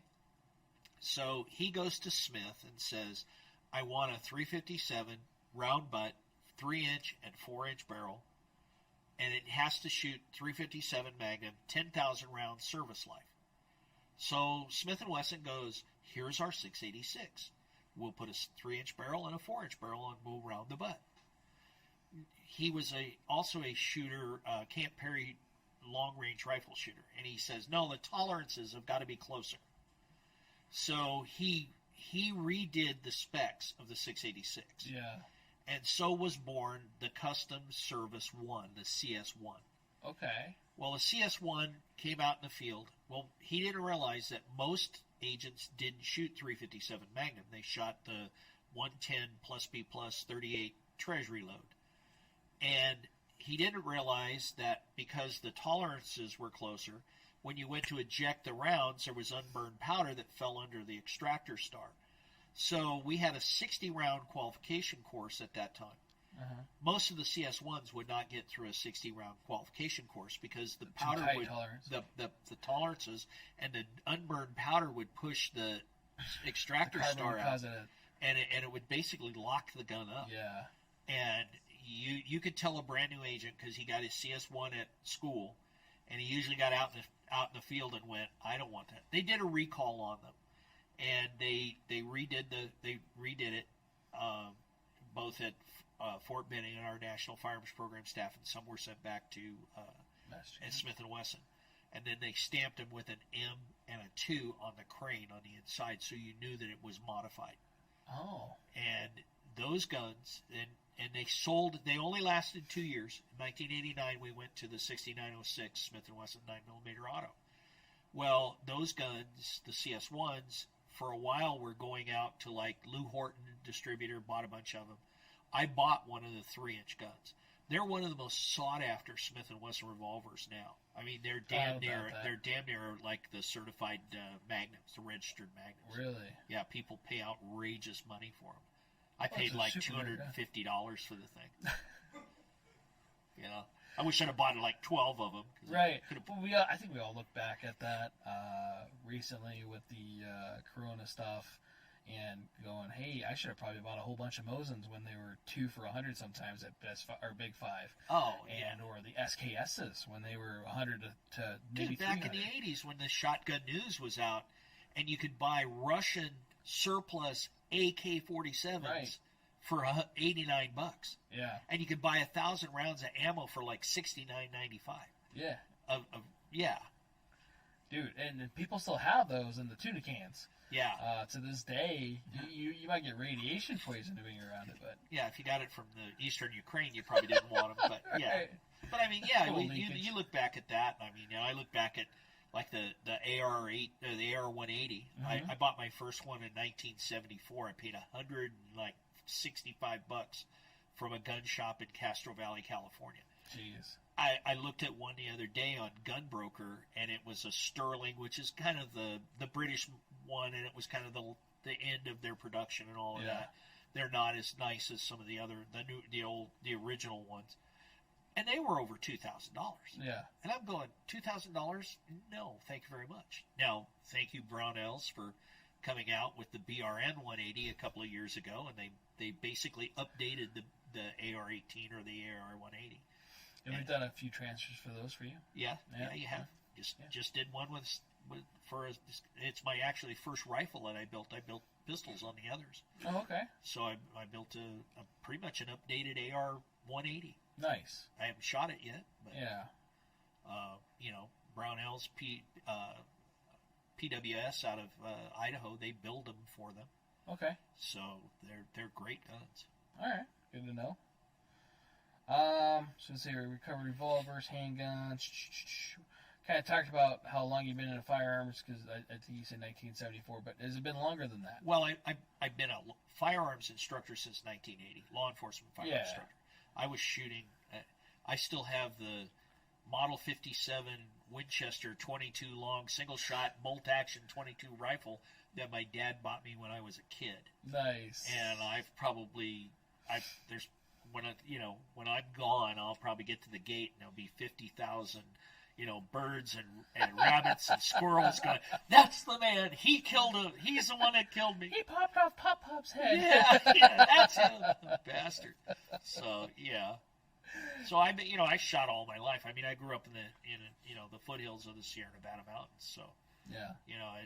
That was gun culture. Yeah. Imagine that. California was a gun culture at one time. Oh, yeah. Yeah. I used to know that. I remember, being 12, 13, 14 years old and going down in the little town I go to called it the corner store. It's about 100 yards away from my house. Yeah. And going down and paying a penny around 50 cents for a box of Remington Peters, 22 long rifle. And go, oh, yeah, here it is. Right. Here's, 1022. It was like 53 cents a box with tax. Yeah. Okay. And, I put my quarters together. You were able to buy those as a kid? Yeah. Oh, that's weird. Yeah. I couldn't buy a gun, but I could buy ammo. Yeah. You buy shotgun shells, if I remember right, in 22 back then. 22, yeah. Yeah. My dad tells me he's about the same age as you. And same thing, San Diego. He'd go in the canyons and go shoot quail and dove. Oh, yeah. With a shotgun. He just walked down the street with a shotgun over his shoulder and, hey, what are you going to go shoot today? Dove, quail. I went to high school and, we, like in the fall when it was hunting season, take your rifle in the truck. There were guys that would hunt on the way home from school and then be in the back in a rack, not locked up. The truck was locked, but, nobody made a big thing of it. No. Those were on the school grounds. Yeah. So it was like, there was no big, oh my God, there's guns on the school. No, it was different. Yeah. Different. And there's still some of that, depending on where you are. Well, yeah. It's mostly like little towns and different stuff. Yeah, where people, still discipline their children. And, right. Discipline? Show them right and wrong. But anyway. Yeah. I digress. So as a firearms trainer, do you perform and or demonstrate, instruct, and teach dry fire practice? I do. You do? Yeah. Okay. And I am very specific about, if you're going to do it, take all your ammo, put it in another room. Right. Make sure the gun's clear. Yep. Because you don't want to blow up a mirror or anything. Or something. Yeah. Yeah. There's two kinds of people in the firearms business. Those who will have one, a UD, and those who have. Yeah. Yeah. So, I teach that because it's good. It's good for getting your presentation out of the holster correct and getting your front, sight alignment, trigger control. Build the foundations, and the rest will follow. ND, too, for any of you guys that are listening, is a negligent discharge. And what that means is you unaware shooting around that you were not ready for. That it's negligence, and it's up to you as a gun owner. Yeah, I refer, the federal government referred to them as UDs, unintentional discharges because you didn't intend it, but it's yeah. negligent discharge. Negligent, yeah. And a lot of people have it. You'll have it more so with people that are they say that they're competent in it. It seems like more nowadays. Where I've been around guns my whole life. Look at this fucking thing, boom, and then they have a hole in their hand or whatever, or their kid like, no, it's not loaded, boom. And why didn't you point at your kid? Yeah. We've had a lot of that woman last couple just years. got sentenced to probation because she accidentally shot her 3-year-old son in the head. Right. Trying to show her friend a gun. That it was empty. That was it. Glock 43. And I mean, if you think that it can't happen to you, it will. look at the YouTube video of the DEA agent in Florida that shot himself with a 40 caliber Glock. Yeah, Glock 22. Yeah, the DEA agent. I'm the only one qualified in here to have a firearm. He's teaching a don't touch guns and don't do drugs class. Yeah, and he gets a Glock 22 out. And I'm the only one that's authorized because I've been trained. Yep. And he took the magazine out, or he pulled it back. The guy said, his chamber empty, and he let it go forward, and then he took the magazine out. Right. So he's got a round chamber, and he's waving it around, and he went like this, and he shot himself in the thigh. I thought it was a thigh? I thought it was his foot. No, he shot himself in the thigh. No shit. Yeah. 165 grain hollow point. Yeah, he was still walking around. Yeah, he took it like a champ. He was an ex-NFL football player. He was walking around like, oh, man, so anyway, just to prove to you that anybody can Yeah. It's like... And then they handed him an AK. And that's when everybody kind of lost their but shit. Was it an M4? Yeah, I thought it was an AK. No, it was their I gotta watch the video, Yeah, it was actually their Rock River semi-automatic. No shit. Yeah. I could have swore it was an AK. Yeah. Keep up, will you? Try to keep up. I'll It's your podcast. I wasn't there. Yeah. So I wasn't either. Right. Because I'd have walked out and went, ooh. I don't work for DEA. Yeah, different agency. Yeah. Don't expect anything. No. So, it's good to know about dry fire practice. Try to tell that people all the time. It's an old staple where, well, if you dry fire practice, you're going to break your gun, you're going to destroy your gun. And it, especially with ammo prices lately, like, look, even if it does damage your firing pin or do something to it, the firing pin is what? Maybe $10. Okay? The firing pin has a shelf life of 10,000 plus rounds, which, when you just barely touched your gun today, and you've had it for 3 years, I don't think you're going to get to that part. Well, and that whole thing of that if you dry fire, you're going to break it came from, the guns in the 20s and 30s and 40s where metallurgy is not the same as it was today. No. So, that was part of the problem. But, I mean, and I tell people 3 times a week, no more than 10 minutes. Huh. Don't do any more than that because you'll start getting tired Fatigue. and the training goes off. Yep. But, yeah, I recommend it. Good. I'm glad to hear that. So, because some places they don't, or if they do, they don't even want you to utilize, like a lot of people like snap caps. And if you like to use them, awesome. If you don't like to use them, whatever. I like to use them for making sure the gun functions, as far as extraction, feeding, all that other fun stuff. I don't do it in my dry fire practice. It's mostly for gunsmithing purposes, or when I'm doing repairs, or if I'm going to do training. So the reason being is a lot of people don't think about that one round that's been sitting in your magazine for like 5 years that goes, huh, and you have to do tap rack, reload, boom. Well, and that's one of the things that we use in our training when we do even civilian, more than CCW, because, and like in the private investigation licensing board, I teach the security firearms class. Yeah. We teach you've got to learn how to, with a semi-auto, you've got to learn how to clear a malfunction. Mm-hmm. Type 1, 2, and 3 malfunction. If you don't know how to do that, you're only getting part of the picture. Yeah. There's a lot more than just pointing a gun. A lot more than running a gun. Right. And I'm very, I hear, I get a lot of, I hear when I go to your school and all I hear is front sight press. And then I tell people, slowly, carefully, reluctantly back in the holster. Because I was guilty of it when I was first a cop. It's not a race. It's not a race. No. And if you've been legal, you've had all the probable cause to pull a weapon, you want to make sure that reason that you pulled that weapon is done and over with before you holster that up. Yeah. And then a lot of people take a second, breathe. Yeah, take more than a second. Yeah. I tell my students, don't be in a hurry to get back in the holster. No. It should be sort of a race coming out because it's fast. But, as fast as you can, as smooth as fast. Yeah, right? fast as you can and safely. And, yes. And as long as you're smooth, you will become fast. Yes, slow as smooth, smooth as fast. It takes practice. I just had went to a training class with my buddy Tim Chapman, who we're having him here next week. We're having a training class with him in about a week or two. And it's going to be a defensive pistol. And that was the class I just took with him. And the guy I went out there with, the student, he was like noticing a lot of stuff. Me coming out was a lot different than him. Like I've had a few of these classes, and awkwardly enough, I might walk around just in my underwear with a belt on, and then just do dry holster drills. And Danny, I'm sorry. Somebody has to deal with it. Yeah. No wonder the dogs go. Right? Hey, you know what? The first thing you're gonna think when you break into a house, you see a guy in his chonies, like, fuck, wrong house. Yeah. Yeah.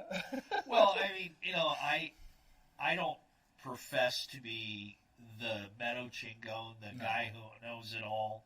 You can't. Especially in this. And I've always said, okay, I've gone to, I went to Gun Sight back in the early 80s. Wow. So, I haven't heard that in a long time. Yeah. I took classes from, Chuck Taylor, and some of those guys. So that's another name. Yeah. Well, yeah. Forget about I was lucky enough to meet the man, to meet the colonel, No but, I see these guys, and I not go the to KFC colonel. Yeah, not him. Okay. Just go make sure.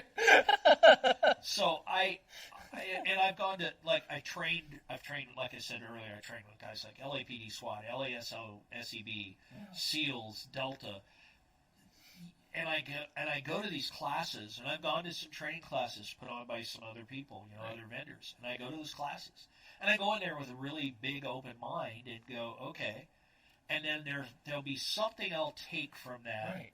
And I go, I like that. I didn't like that, but I like that, and I put that. I put that together for my, incorporated in my training. Mm-hmm. And you always learn something. You always learn something. Yeah. You're always learning something. Every time I've been out the front sight, the first day is probably the most boring day, especially if you're an experienced shooter. The thing is, though, there's still something you could get out of it. Like, you know what? I didn't think about that when I'm taking out my magazine. Or calling that part this if I'm showing somebody.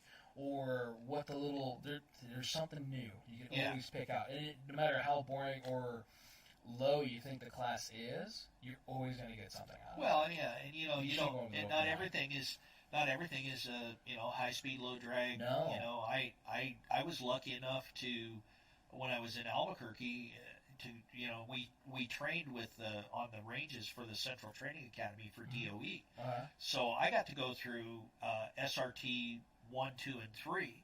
Okay. And I thought the qualification course for SRT 3 was going to kill me. And I was a much younger, much more in shape young man at that time. I mean, I was jumping out of helicopters and kicking doors. But you start at the bottom of the. You start at the. And you got to remember, you're at Albuquerque. You're at almost 6,000 feet. Okay. Okay, so there's not really any air there. No. Okay. No. And you start running. You start at the bottom of the rappel tower. Run up to third story. Hook on. You rappel halfway down. You've got an MP5 in your handgun. You engage pepper poppers at 100 yards with the MP5. You've got to shoot so many rounds, and you got to hit it. And if you miss it, it's 10 seconds. Then you drop down, run the rig off, you run across the range, and now there's these different barricades, and and they never told me what they were, but I saw a DOE movie one time, and I went, oh, they're different firing ports inside of a nuclear facility. Oh. So you had to learn to shoot that. Oh, I forgot. You had to go over the top of a 6-foot chain link fence with the 3 strands. It wasn't barbed wire, but the little twisty guys. Well, yeah, but they had regular wires so you didn't get all tore up. Now you're doing this in full kit. You're doing this in full kit. Yeah. Okay, body armor and the whole bit. Yeah. Over that, shoot on those, jump in the back of the deuce and a half. You shoot from the deuce and a half. clear the MP5. Yeah.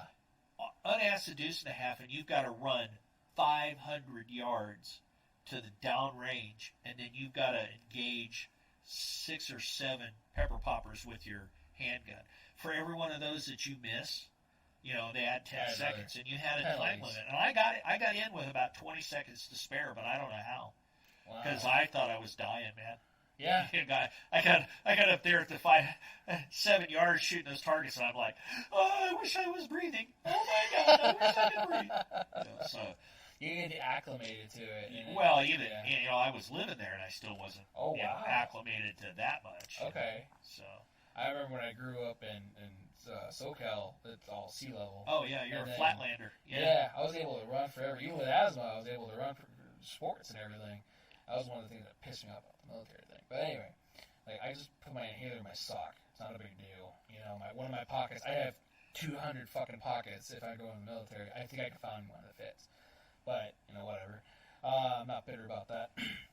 No. So, going and doing that, and then moving to just Tucson, which is about the same elevation as here, I couldn't run for shit. It took forever for me to get acclimated to. I couldn't even do a quarter-mile run straight, where I was doing mile runs before at sea level, running down and up the beach, the sand, which is harder, and coming up there going, what the hell? It's only 2,000 feet. It's like the federal law enforcement training centers in Glencoe, Georgia. Yeah. Okay, well, it's at sea level. Well, here I go down there. I'm down there for 2 months, and I'm going, well, hell, I don't got anything else to do but, run and drink, and that's basically all we did after work. I got to where I was running like 5 or 6 miles a day, and then I get up back to Albuquerque, and I go, well, I'll go knock out a couple of miles, and, by the time you had a mile and a half rolled around, I was ready to have a heart attack, It takes a lot out of you. Oh, yeah. And a lot of people don't realize that, too, as far as when you're running and gunning, it takes your focus, everything that you're doing is aggravated or I can't. It's a lot less than it was. Oh yeah. And you do get in your tunnel vision thing. You are fatigued. Taking a shot at paper is one thing. Now moving and having moving things and other stuff is completely different. I always say I don't care how good a shot you are on paper. Step into a situation, into a scenario with somebody with simunition, where that target moves, thinks, and shoots back at you, and you will always see, at 99% of the time, I will see the guys who walk in there. Well, I've been in a gun, I'm a gunslinger and a whole bit, and you'll see those guys, and they look like a really bad Jackson Pollock painting, because they are shot to shit, But and when you get an adrenaline rush, whether you're going to go through the door or whether, even if you don't get into shooting, you're standing outside a house, you're about to ram a door, and, you start throwing flashbangs in, and your adrenaline is here. And you've got to control it because you will get tunnel vision, tunnel hearing. You got 94 different chemicals. Like how hyper-focused. Well, and that's the problem you see with shootings. You get into shooting, and that's what I teach is like, okay, you've shot the target, and now take a step right or left. Now what? Now you get off as they call it, get off the X, get off where you were shooting. Mm-hmm. And that one step could be the first step of, say, 100 steps to cover, migrate to cover. And that's one of the things that I think simunition teaches great is you'll go into a scenario and you'll just walk down the hallway and you end up, like I said, you look like a real bad Earl Scheib paint job, and you go, oh, I probably shouldn't have done that. Next time I'm going to, and it's amazing how you migrate to cover really quickly. Yeah, when you're getting shot and it hurts. Yeah. Yeah, you're not dead yet or bleeding out. It sucks though. Yeah, it gives you a quick reminder. When you get a paint splat right between your eyes, and you realize if that had been a real bullet, gone. You're gone. Done. Off switch. You're Yeah. You got some guy with horns and a pitchfork jabbing you in the butt because you screwed up. Yeah. And it's not always it's one of those things. It's just you got to make it as real as possible. You have to. And it is hard for that too. So I'm glad that you offer training and different stuff. You do simunition for civilians, or We do some simunition training for civilians. Okay. I like I said, I will teach some tactics. I don't teach the same level like I teach you for, can't. It's for different. law enforcement It's different. because it's a different thing. Yeah. But I'll teach a person how to clear their house and what to do, and you know, it's. And you're still not at that level where you should go clear your house. Well, no, and I used to work for I was an instructor for a very large firearms training center west of here, and they used to do something that made me crazy. They called it their simulator, and it was basically a facade, you know, house on a range, and it was okay. Here's the scenario: you drive up in front of your house, you see a guy with your TV walking outside, you tell him to stop, he drops the TV and runs back in. Yeah. You call the cops, and they said, well, it's going to be at least an hour before we get there. Yeah. Okay, where the hell do you live? On the dark side of the moon that it takes the cop? Now, someplace in northern Nevada, you know, Yep. and a guy in northern Nevada is just going to sit back and he's going to get the rifle out and wait for you to come out. Sooner or later, you're going to die. But, you know, and the scenario is then you hear a scream, and you've got to go in and save your loved one. And I argued with these guys, and I said, look, you're teaching people how to die. These people had only had 3 days some of them had only had 3 days of firearms training. Yeah.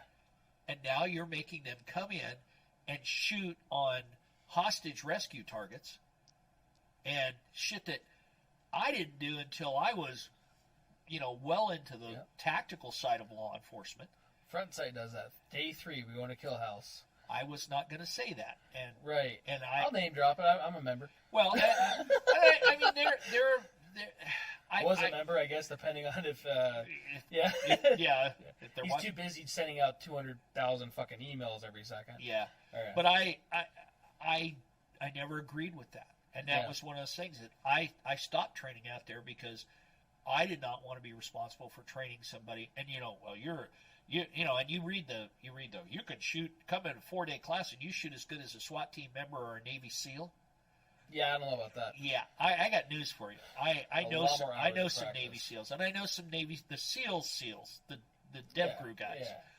Those guys shoot more. The SEALs ammunition budget is more than the entire United States Marine Corps' annual budget for ammunition. I don't doubt that.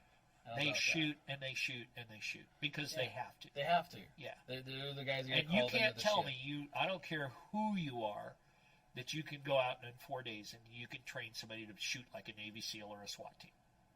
It's not going to happen. Maybe like Charlie Sheen, though. Well, yeah. Yeah. Don't even get me started on that movie. That was a great movie. You want to piss some guys off. Be in Virginia, and I've had this. We were down teaching, and I had some guys I had 2 guys that were former Dev Crew guys. Okay. I mean, they were the real deal. Yeah. And the movie is, you know, they're going, hey, the students go, hey, we're going to have a movie tonight. Oh, Navy SEALs, it's a great movie. These guys are like, Jesus, give me a bottle of whiskey. I can't watch this. It hurts. Yeah. You know. Yeah. It just hurts. You know? It was a great movie. Yeah. I mean, I look at. I mean, one of my favorite set of movies right now is the John Wick movies. Great gun handling. Yeah, because I mean, Taron Butler, you know. Yeah. You know, Taron's a hell of a shooter. Yes. And you know, he's taught. You know, I'll tell you what, Hollywood, don't screw with John Wick. You know? Yeah, please don't ruin that. Yeah, movie. I mean, and Halle Berry, you know, in the last movie, yeah, she did really good. She did well. She did the same thing when you know went to Taron school. Yeah. You know? Yeah. So We went to the Gung Fu and the Gung Fu training. Well, Yeah. that was different. They had mixed martial arts with added with the yeah, guns I mean and stuff. the kung fu stuff. I'm too old to fight it with people. I just shoot them. Right. You know, boom, done. Yeah. Listen, I'm fat. I don't run. Yeah, I don't run. I'm too old to get my ass whipped. So I'll just shoot you down. Bad You know. knees. Yeah. Well, after I turned 65, you know, I was like, I tell everybody, I'm the most dangerous person in Nevada because I'm now considered a senior citizen and I'm armed and I shoot still pretty damn well. So, Right. you know, it's always kind of fun. So, we covered a lot of the other questions, and I do have something that did come up on the YouTube live. Danielle actually brought this up, and this is something I've had discussions with her. But I guess she heard it. I don't remember where she heard it. But she has a big fear of carrying one in the chamber. And, like, for me, when I first started concealed carrying, for example, I didn't. Because I had a Glock 19, and my thought was, I, just like pretty much everybody else, especially when you getting into guns and stuff, I am so fast getting it out, racking the gun, and boom, right? Because that works. And then I had to start putting in perspective for myself that I'm going to have to, I had my daughter at the time. So I was pretty much carrying her all the time, like, okay, hold on, sweetie, daddy's got to do something, put her down, time out, bud, make sure she's good, give her a fucking bottle or whatever it is, right? And then pull my gun. Are you ready to do this? It doesn't work that way. So one of her things is she doesn't carry one in the chamber. And she got told that, I guess by somebody, and again, I don't know if it was somewhere or somebody here or wherever it was, that if she doesn't carry one in the chamber, she shouldn't carry one at all. What is your recommendation? Okay, I wouldn't say you shouldn't carry one at all, but without that weapon being able to put your hand on it and present it and go to work, it's pretty much a big old club. Right. And you hit it on the head. You got to have both hands. Mm-hmm. What happens if you're in a mugging and you get shot and you can't use that hand? Right. You've got to be able. That's why we stabbed. Yeah, anything. Mugged. That's why we teach law enforcement to shoot with their opposing hands. Their support hand. Support hand. And it's hand. we do one of the things that I loved about old movies, and I pick stuff out and I just go, God, that's just whoever taught him was great. Was in the very first Beverly Hills Cop movie. Oh, okay. Because Eddie Murphy, they're at the end when they're shooting it out at the Beverly Hills mansion. Yeah. He takes one in the arm. Yeah. Well, he stops, he sits down, puts his gun between his knees, and takes the mag out, puts another mag, and he does a one-handed reload. Yeah. And somebody taught him really, really well. Yeah. And I see that, and very seldom do I see that, but I see movies like that the John Wick, Keanu Reeves, has been a master at it. Yeah. Hollywood do not piss Keanu Reeves off with a gun because he will kill you. Right. He knows how to run that gun. He does. But I see that, and it's I see so much. Figuratively, he'll kill you. Just making sure that's if he had to defend his life, if he had to defend his life under his normal against the normal L.A. gangbanger criminal, mm-hmm. I put my money on Keanu Reeves anyway. Oh yeah, because the guy knows what he's doing. He does. And if he goes under stress, you revert to your training. Yeah. So if your training's good, your muscle memory is going to be good. But getting back to no round in the chamber.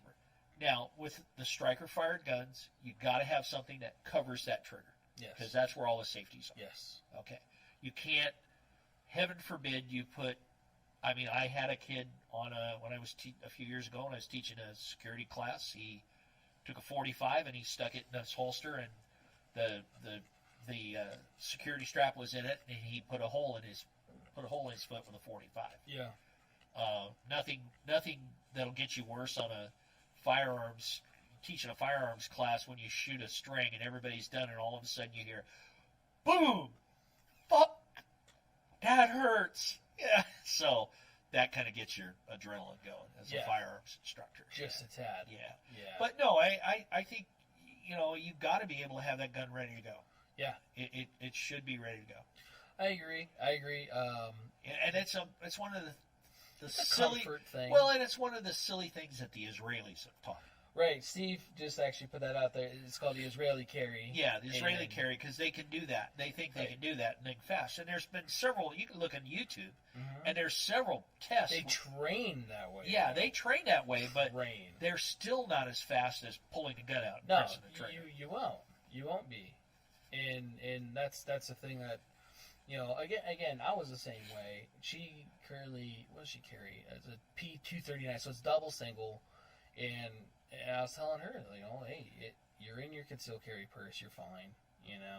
If I need to make a guy do like a little mic cover for the trigger guard or something, we could stitch it in your purse or whatever, or wherever. Or put a sticky holster. Sticky holster. Yeah. Put the gun in a sticky holster. Yeah, as long as you're not racing to go back in that holster. Well, yeah, and again, it's like, hey, I pulled a gun out. If you're a civilian and somebody comes to mug you or threatens your life and you pull a gun out, you're going to back the hell away from there anyway. If that person runs away, you're going to go in the other direction. Yeah. You're going to have time. Well, you should go in the other direction. Well, you should go in the other direction. You shouldn't go after the individual. No, you should not. Just making sure that's out there. Well, I mean, probably about 20 years ago, probably the worst or the best example, and I felt sorry for the guy. He comes home, his house, he doesn't realize it. Two burglars are in his bedroom.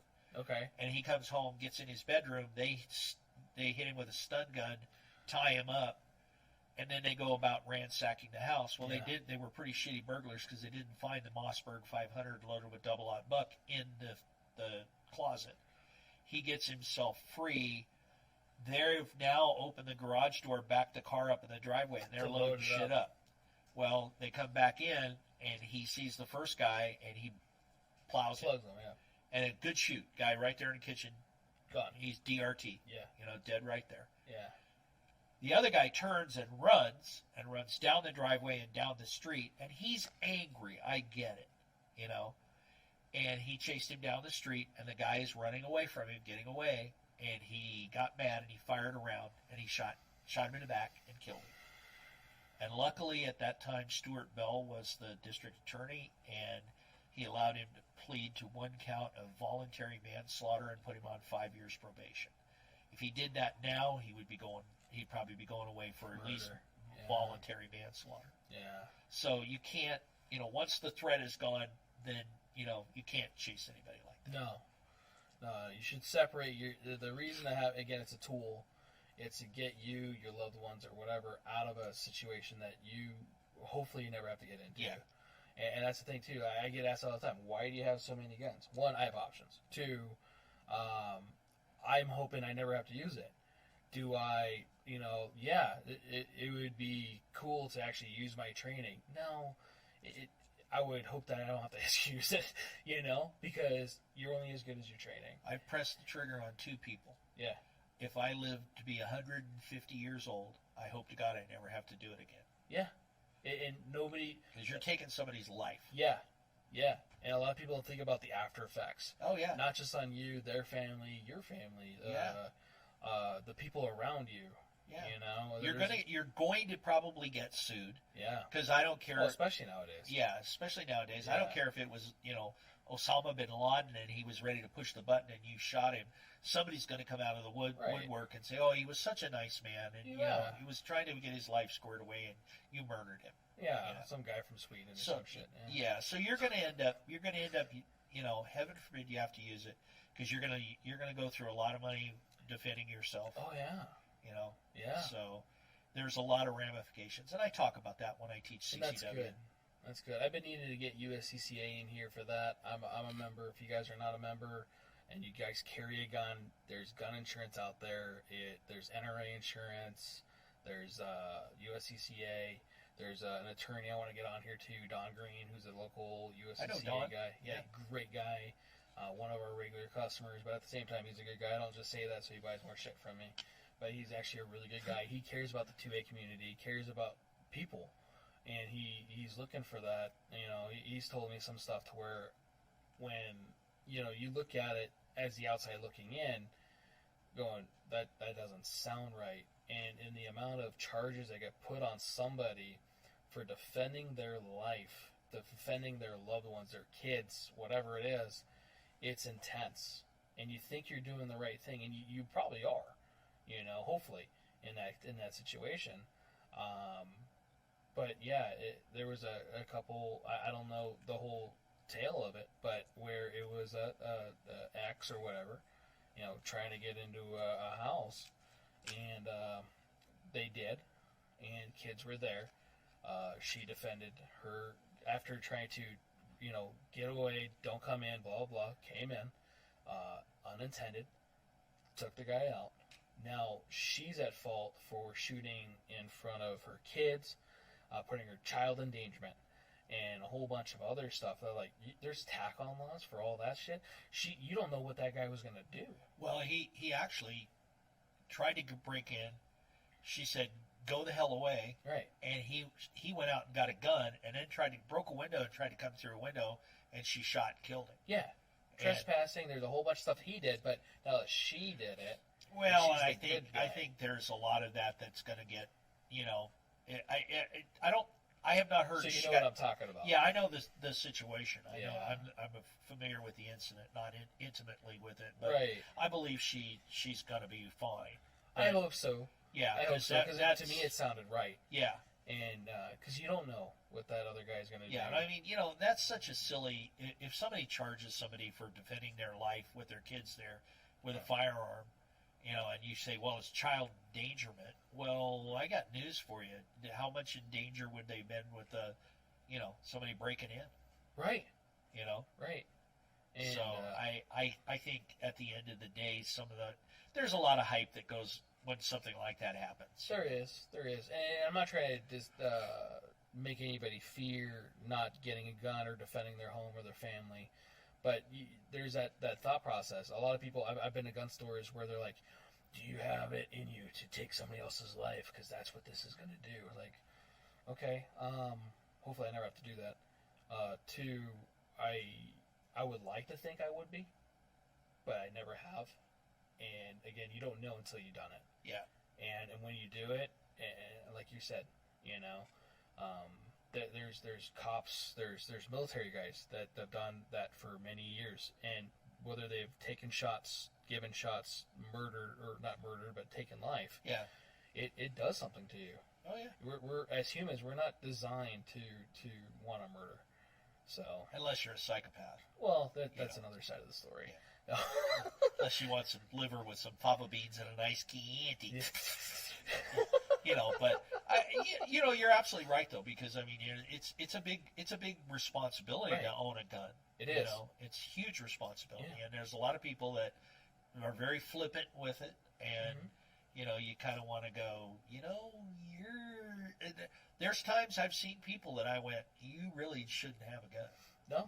I don't tell them that because it's really none of my business. It's in your mind. But in my mind, I'm going, oh. And you're hoping that they get training, and you're hoping that they do the right thing, and Yeah, and I like I said, I've probably had as many guns pointed at me being a firearms instructor, especially in the CCW world, as I have when I was a federal agent, and a military policeman. So, and I got shootings with those places. So, yeah, it's kind of scary. It kind of gives you a little bit. Yeah, but that's where training is. You buy a gun, and that should be where the training begins. Yes. And then go out and find somebody that's a competent firearms instructor and say, there's tons out there. Yeah, there are tons. Yes. Now, and I see some of those guys that if you're coming in as a brand new owner of firearms, the last thing you want to do is go to a military type boot camp. Yeah, sadly, a lot of people think that way. Yeah. And movies and TV shows, they ruin it for everybody. What is your major malfunction, gun owner? Well, you know what? I don't know, because I'm brand new at this, and I would just like to learn how to shoot it. Yeah, but I want to do it like that guy. Well, it's going to take a little bit. Yeah, it's going to take a little while. Believe it or not, you have training wheels. Yeah. And shit, I have training wheels. And a lot of I've been shooting with people who are like, wow, how'd you learn how to do that? A lot of it was practice, training. And Mel, my HR person, we go to the range. She gets all mad because I'll get a brand new gun and I'll go shoot tear a ragged hole out, and she goes, I hate it when he does that. And I said, hey, it's just I've shot a couple of more caps than you have over the years. Experience. So, it comes with it. So So I definitely like all that stuff.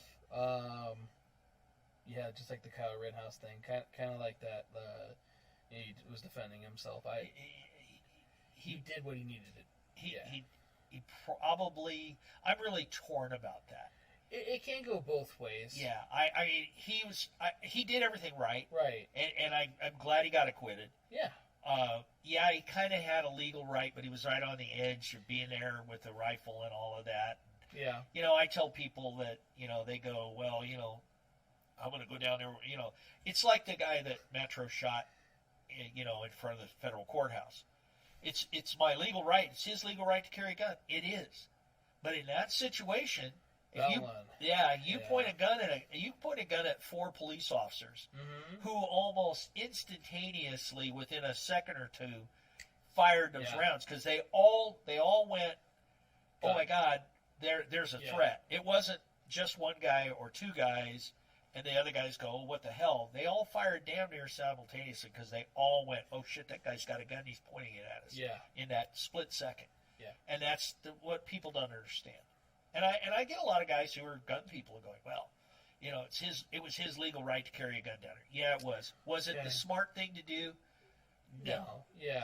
And a lot of the guys that the Ukraine thing that popped off, right? You should go to the Ukraine and they'll give you a free AK and you know, whatever. Like, why do I want to go to another country and go fight for them? We have a lot of issues here by one. You know, to why? Well, it's risk assessment too, right?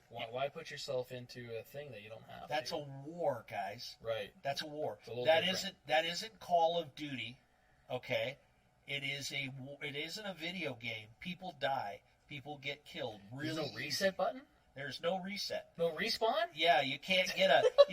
Oh, I'll buy a life. You know, I hear guys like that. I go, oh, I want to go over there, and those guys, and the guys that I know that are operators, that are former operators. Some of them are contractors. And I know some of the guys that are over there right now. They're over there chasing a paycheck, and they've stuck their neck out on it before. But I see guys that go, oh well, I got a brand new. Look at me, I've got a Scar 17. Look at me, I'm a badass. I can shoot it. You've never been in combat. You've never had anybody trying to take your life. Right. Yeah. Rounds coming back at you, a little different. Yeah. It's and believe me, I've never been in combat. Thank God. Right. I mean, I've been in shooting incidents, but I haven't been in a hot shooting war. Yeah. I thought I was going to be in Korea. I woke up on the DMZ one morning to do a barracks, and the fog was in, and all of a sudden the dragon sirens go off, and I'm up in a DMZ camp, and you know the DMZ is like 3 miles, wide, and when the fog lifted, there was like 2 divisions of North Koreans right up against the fence. And, of course, I'm sitting there with a German Shepherd and a 1911 and 21 rounds of ammo. And I'm like, oh, this is not going to be good, you know. And, of course, that was just stuff that they used to do to harass you. But, you know, that was like one of those, ooh, okay, buddy. It's you and me, bud. Right. So, definitely going to have you back on for more, because this is definitely awesome. No, I appreciate it too. Whether it's going to be on our coffee and question things, which is coming up soon. I don't know if you guys have seen that out there. Put that out on Instagram. We're not doing a live podcast. It'll just be a separate. You guys ask questions. Whether I have to source it or whatever, we'll try to help you out with the information. Because that's what this is. It's about information, building a community to keep you safe. It's not about going out and murdering babies, as they want you to try to see on some news media stuff. So anyway, I don't want it to be that way. No, it's not that way. Right. So coffee and questions is coming up. I've been putting questions out there on Instagram. You're welcome to DM us here on YouTube. Whether you email us here, connect with us here on YouTube, through the podcast, through the website on the podcast, which is also up and running. Do you have that up there? What the podcast website looks like. It has all our episodes, and then also all the different mediums that we use for the podcast. We will be able to listen to Lenny after this. So I take this all home right afterwards. I cut all the audio, put it all in the podcast stuff, send it all out to however many different things there are. And we get that going. Our links are also listed on here too. It was definitely South Central's idea for that one, which I appreciate. They are not the actual links, but if you type her name in there into whatever it is, typically it pulls it up. Where it is controlled pair munitions, it's nice being the only one. There is a couple places, there's a controlled pairs, which they have their own podcast too. It's a couple, I think, SF guys. They play video games and stuff too. Neat stuff, definitely neat stuff. It's fun listening to SF guys. So, well, it's always funny. I think back to the PS2. There was one of the commercials several years ago, and it was like the guys are all talking because they're playing. Okay, who are these guys? Okay, we're gonna go in and move it. These kids. All of a sudden, they're like, "Oh man, I'm getting hit. Oh, what happened?" And then they cut to who the other team is, and it's a bunch of SEALs sitting in a tent over in Iraq, going, "These guys are easy." I just thought that was brilliant, just absolutely brilliant. That's commercial. awesome. I have to look that commercial. Yeah. Oh my god, it was so funny. It was probably SOCOM, Ghost Recon, something like that, yeah. But yeah, our YouTube or this live podcast is every Thursday night at 7. Either, Lenny would be back on here. You could definitely do the off thing with the copying questions, or even just a not live feed to where we just sit there and bullshit a little bit, go unscripted, and, tell us some more stuff, man. I think we've been unscripted pretty much. We are unscripted. That's one thing I like about live, is you don't hide any bullshit. Yeah. And I don't like editing. I don't like lying to people, as much. Sometimes lies are good. But at the same time... yeah, well, right. The whole thing, too, is that, this is as much about educational as anything else, and it is. It's not all war stories, and there's things that happen that I don't like to tell war stories, but I will tell them when there's something that when you're trying to make a teachable moment, if you will. Yes. I go, hey, this happened, and this. There's always an opportunity for a teachable moment. Yeah. Or an opportunity to learn something. Whether you think it's teachable or not, you should be able to learn something at least once a day. I when I was teaching a lot of the State Department classes, and it was like a 50% mix of law enforcement and 50% special operations. Right. Well, we were teaching law enforcement, so the curriculum was really structured. The State Department says this is it has to be approved and all that. Mm-hmm. And the State Department, it was kind of funny to go in and sit down with guys who literally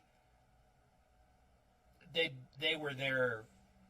One of the guys was there when a certain individual probably shouldn't have been on the third floor of a house in Abbottabad, Pakistan. Oh. And talking with him, and I'm talking with him, I'm working with the guy, and he goes, I can't believe, we were talking about going through the house, and it's like, when they go through the house, they'll whack somebody, if they engage a guy, and they'll move on. Keep going. They'll keep going. Yeah. They'll drive right through. Check everything, come back. And we're talking, and I said, look, guys, you can't do that in law enforcement. He goes, what do you mean? He said, well, LAPD taught me a long time ago, you catch them, you clean them. Yeah. So if you're in a room with a guy and you get in a gunfight, or you get in a guy and you arrest a guy, you're stuck with him. The conga line moves past you. The team moves past you and goes on to do that. And they go, well, what the hell? And I said, yeah, well, and he says... Different kind of war zone. Yeah, he said, well, we've come along, and if we think they're not dead, we'll give them an eye thump, and if they... and they go, yeah, we'll thump them in the eye, and if they don't, if they move, then we put a round in them and keep moving, and I go, they really frown on that as law enforcement, going through and just like, yeah. Look, man, I got you in handcuffs, but I got to go with these guys, so I'm going to shoot you right behind your ear. You're not going to feel a thing. You're going to be good to go. Yeah, don't worry about it. Yeah. Be real quick. Not the mob style. Yeah. Bad safety security, Those Saturday night special guns hitting on you for the drop guns. Oh my God. But yeah, I mean, those are the things that I enjoyed, teaching with these guys, because they were like, wait a minute, Jesus, I wouldn't have done that. And I mean, these guys go to places none of us want to go to. Right. And they train for that. But they were like, wait a minute, you mean if I shoot a guy, I gotta, dude, this is a crime scene now. Yeah. It's a crime scene. You got to wait till this thing's secured, and the detectives are going to come in, and the shooting team's going to come in, and all of that. And they were like, "Oh, I never knew that." You know, I said, "Yeah, that's why." You know. Yeah. So they're different. They're different disciplines. Different for sure. mindsets. Different. Oh yeah, different absolutely. everything. Yeah. Absolutely. Yeah. Well, you get the rules of engagement. It's a little different. Well, yeah. Whether it's stateside or it's called the Constitution, Bill of Rights. Yeah. Wait, Federal there's law, one of state those law. things? You're Yeah. kind of tied up with those. You have to live with bitch. those. Man. Yeah. Yeah. If you didn't have that, you'd be. This job's easy. Right. So the Wild West was that was lied to. Well, the Wild West was the Wild West. Yeah. I You mean, just go bury him I- out back. well, I don't know. I'm not quite that old. I don't want to say that.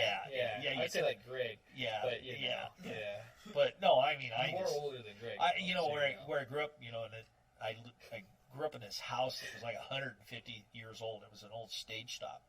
So we were painting it. And we pulled the baseboards, and there was this book up in the wall, and I pulled it out, and it's an old log from the city marshal of Murphy's, California at the time. Really?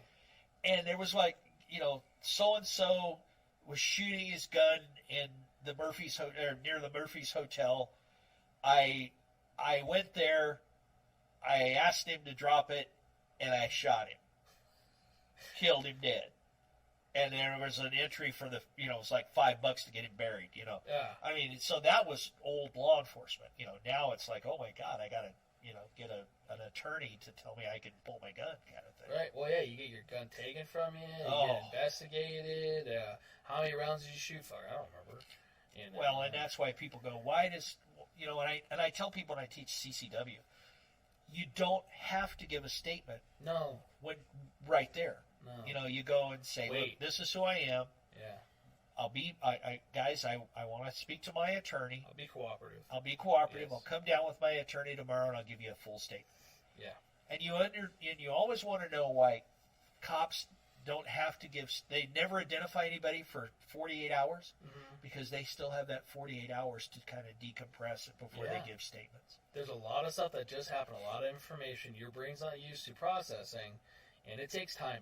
It does. Yeah. And I went in there and I just shot 2 rounds at him. Well, you technically shot 12.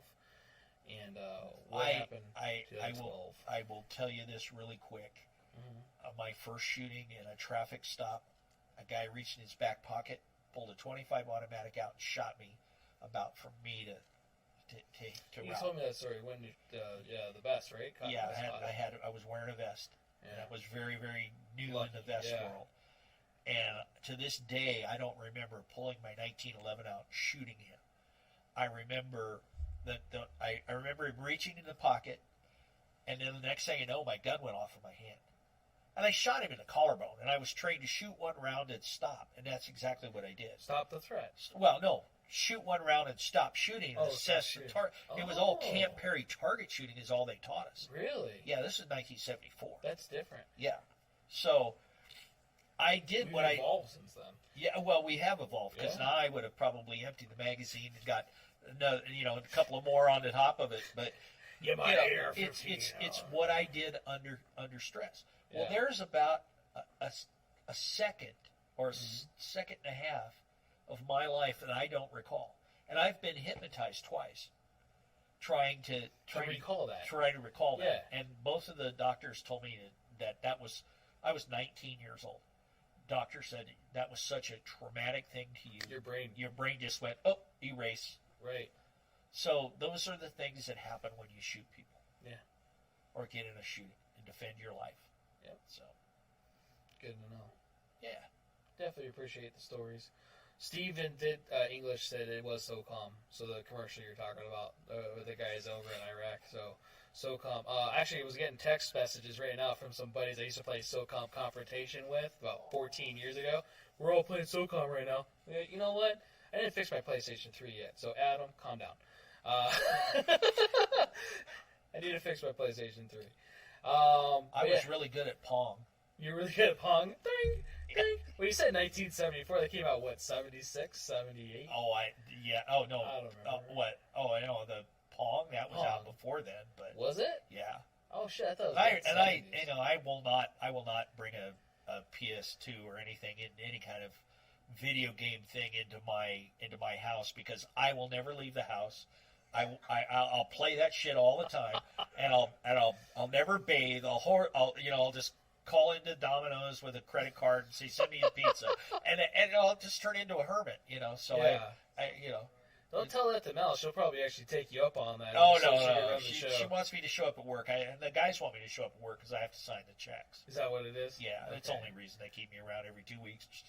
Aw, Lenny, we love you here though. Yeah, I know. So at least you know you can come here and not depressed. Yeah, I can't buy a Springfield Armory Hellion or SA-35. I'm gonna send this video to my Springfield rep and be like, dude, look, okay, we're throwing it out there, trying to help this guy out, trying to help other people out. I would like to have the FAMAS clone, I shot one of those when I did the Ghost in the Shell. Yeah, yeah. I hate that bullpup. Really? Yeah, and I guess the new one, it's called the F7. Okay. The new model of it. This was an Yeah. older model, Yeah. but that thing gassed me like I've heard a lot of people that were French military, they don't like it. Yeah. I like running in video games. That's the only thing I have the FAMAS Yeah. from. I mean, it's is a cool it's a bullpup, and I like bullpups, but I Yeah. mean, it's even worse than the X95 because it's a complaint with the X95 that where the the receiver gases. goes back in there, you get gas up in your I face. didn't gas that much. I didn't suppress it though, but Well, that's the big problem with some of those. But I mean, that thing was like, oh man, you almost had to wear a damn chemical mask because you were getting gas in your face and everywhere. that's awesome. I was like, so if you're listening to Ghost in the Shell and somebody pulls up a FAMAS and you hear bang bang, that was me. But yeah, so That's I what mean, the gun sounds like in the game. yeah, Yeah. Cough, cough, cough. Yeah. yeah, that's the video game. No, this was 2010 I didn't know it was a video game. or 11. I think I did it. Was it? Well, I mean, we shot everything, including the GAU 8, minigun. The MP7 was really cool. Yeah. I really liked it. We shot a lot of the stuff that I'd shot before, but I got to shoot some really kind of cool stuff. That's definitely cool. Yeah, that was fun. Yeah, a life experience. Yeah. Yeah. And then AA-12. I got a picture of me that I'm holding it. Cuddling like this, it? Cuddling it, man. I was like, that's my baby. Obviously, it was unloaded, safe condition. For Oh, of really course, those guys yeah. Right. Like I would do it. I would do it loaded. But anyway, yeah. The only way to really cuddle a gun is to do it dangerously. Well, yeah. But I mean, yeah, we if it shot. doesn't bite you, you're. Yeah, I mean, we got to shoot 40 millimeter grenade launchers. It only bites if you touch its private parts. The only gun What movie is that from? It only bites you if you touch its private parts. 50 First Dates. Rob Snyder, when he was talking about the sharks. Sharks will only bite you if you touch their private parts. I have that stuck in my head. Yeah, have you seen that movie? No, I have not. It's a great movie. Adam Sandler movie with Drew Barrymore. If it was 51st Kills, maybe then I could do that. But 51st Dates. It's a great comedy. Do I look like a guy who's going to watch a romantic comedy? Yeah. Oh, shut up! Now that I know that you actually had hair once upon a time, hey, I want did. pictures. I got pictures. I got pictures of me back in the early '80s, baby. I had a ponytail. I was already thinking how I could block some of the sheen out. Oh yeah, whatever. I'll wear a hat next time. Appreciate that. Yeah. Yeah, I'm sure they would too. Yeah. That was a brand new camera. Probably a little nothing to dim it out. It'll be fine. I'm sure it will. Burnt. It's still burnt out on this side. It's okay. Is there shine? Oh yeah, there's a little bit up there. Yeah, it's okay. It is shining in my face too. So, right? He's all heavenly. So we did our shameless plugs with the podcast and the other stuff. Definitely like to have back. Daniel says yes, please come back. And dude, I always appreciate you. You know, man, all the talks that we anytime. have, and dude, this was so much fun. I had no idea it was 2.5 hours. Are you serious? Yeah. Wow. No Yeah. wonder I need a drink. Right. I thought it was just talking to me. So it adds to it. Yeah. It's okay. You can tell me. Well, I did a couple of radio shows before, I used to do Bob Irwin stuff, and it was an hour or 2 hours, and it was amazing how quick it went, It goes by really fast. Yeah. You have no idea. I got to go back to another podcast because we took so long the first time, and it was only like a little over an hour. And I was supposed to be there today, and they postponed it on me, so it's okay. It's But all right. I'll come back anytime, man. Tell me when, I know Thursdays, but, Yeah, we could always do a remote thing or even just whatever. The nice thing about these newer mics, I can even hook these up to my phone and record this off our podcast stuff. I was really impressed with these newer mics. Yeah, I've done a lot of stuff with, Wayne Allen Root and stuff, and, been on his show and Kevin Wall's show here locally several times. All right. I like it. Yeah. So, if you guys have questions for Lenny, one, you can reach out to us, reach out to him. We could do the questions thing. We could do that, and I could be reached at, srtspecialservices.com. That's right. If you want to contact, there's a contact form to contact us. Yeah. We can do, help you with any training. We have our pretty much menu of training on board. So, we'd love to help. Yeah. You need security or anything, private investigations, training, you just give us a call. Sounds good. Thanks again for coming on. Thanks to everybody that tuned in, stayed with us for this. That was 2.5 hours. I had no idea. Until I looked down and went, oh shit, it's the longest show we've had. I talked about we're going to keep it like an hour all the time. It keeps on getting longer every time we get somebody in here. I don't know. I wish it worked with other Look, parts. it's next Thursday already. Right. Yeah. We'd probably lose weight. Yeah. Oh, we'll send somebody out for pizza or something. Yeah. We already talked about just getting Domino's and not showering, so we're halfway. Yeah. Well, yeah, you're halfway there, man. Put the Oculus on, dude. Hey, you know what? I'll have to bring that and have you play with it. I've got a buddy of mine that he's an Oculus fiend, and he said, dude, you got to play with it. And I'm going, no, dude, I'm not. I'll never bathe. I won't leave the house. I'll look like Howard Hughes. Yeah, So no, I won't do that. See, I'm glad you brought him up. We just watched Tucker, A Man in His Dream, in my class, and all these kids they didn't know what Tucker Automobile was or anything like that either. They had Howard Hughes on there, and they showed a little bit of his craziness on there, to where he's talking about the spruce goose and stuff like that. And yeah, you know what the spruce goose is? The what? The spruce goose. You lived in L.A., man, for the longest time. It was in L.A., Long Beach Harbor. Yeah. It was the largest plane ever to be built. It's the largest aircraft ever built out of wood. Yeah. Out of primarily wood. Yeah, it was right next to the Queen Mary for 40, 50 decades years. in a dome. And now it is in the Evergreen Airlines Museum in McMinnville, Oregon. Yeah. And for $50, you can have your picture taken sitting in the pilot seat. That'd be kind of cool. That's kind of cool. I like that. Yeah. I'd pay That museum is awesome. So is it? Yeah. If you're an airplane, any kind of airplane guy, it's a really good I museum. like it. Yeah. So, a little shameless plug for those guys. Yeah. Yeah. That's cool. But thanks again. Hope to see you guys next week, where we're going to have Tim Chapman with Chapman Tactical Defense. Already plugged him in for next week. I want to say it's next week. The week after that, we got a guy running for Senate, I want to say. A guy from my church, John Smith. Senate. I think he's running for Senate. We'll get all that information later. But I want to make sure we get all his information and everything before that. And so kind of propping. I've been trying to get these guys in. Lenny, this was kind of like a thing, too. We talked about having you on, and then I was like, maybe not. But it wasn't for anything. You thought you were going to be out of town. So, yeah, I thought it was going to be working. So, yeah. But I didn't have to, so. And I definitely appreciate you being here. Oh, anytime, man. So, yeah. If you'd get me a Helion and a SA-35, I could do a, podcast of my, expertise with bullpups and 9mm. I could do my, my review. Yeah, Springfield. Yeah. Let's get the ball rolling. Herps, I think his last name's Herps.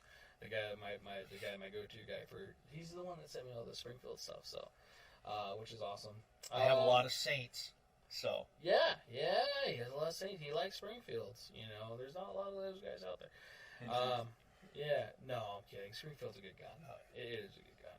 I talk about shit on it, but it's equal opportunity. You know, I'll talk shit on Glock. well, I've been around guns the majority of my life, and you can get one that is like will run forever, and you can get one that's can't hardly get around down the tube. So just like anything else. Yep.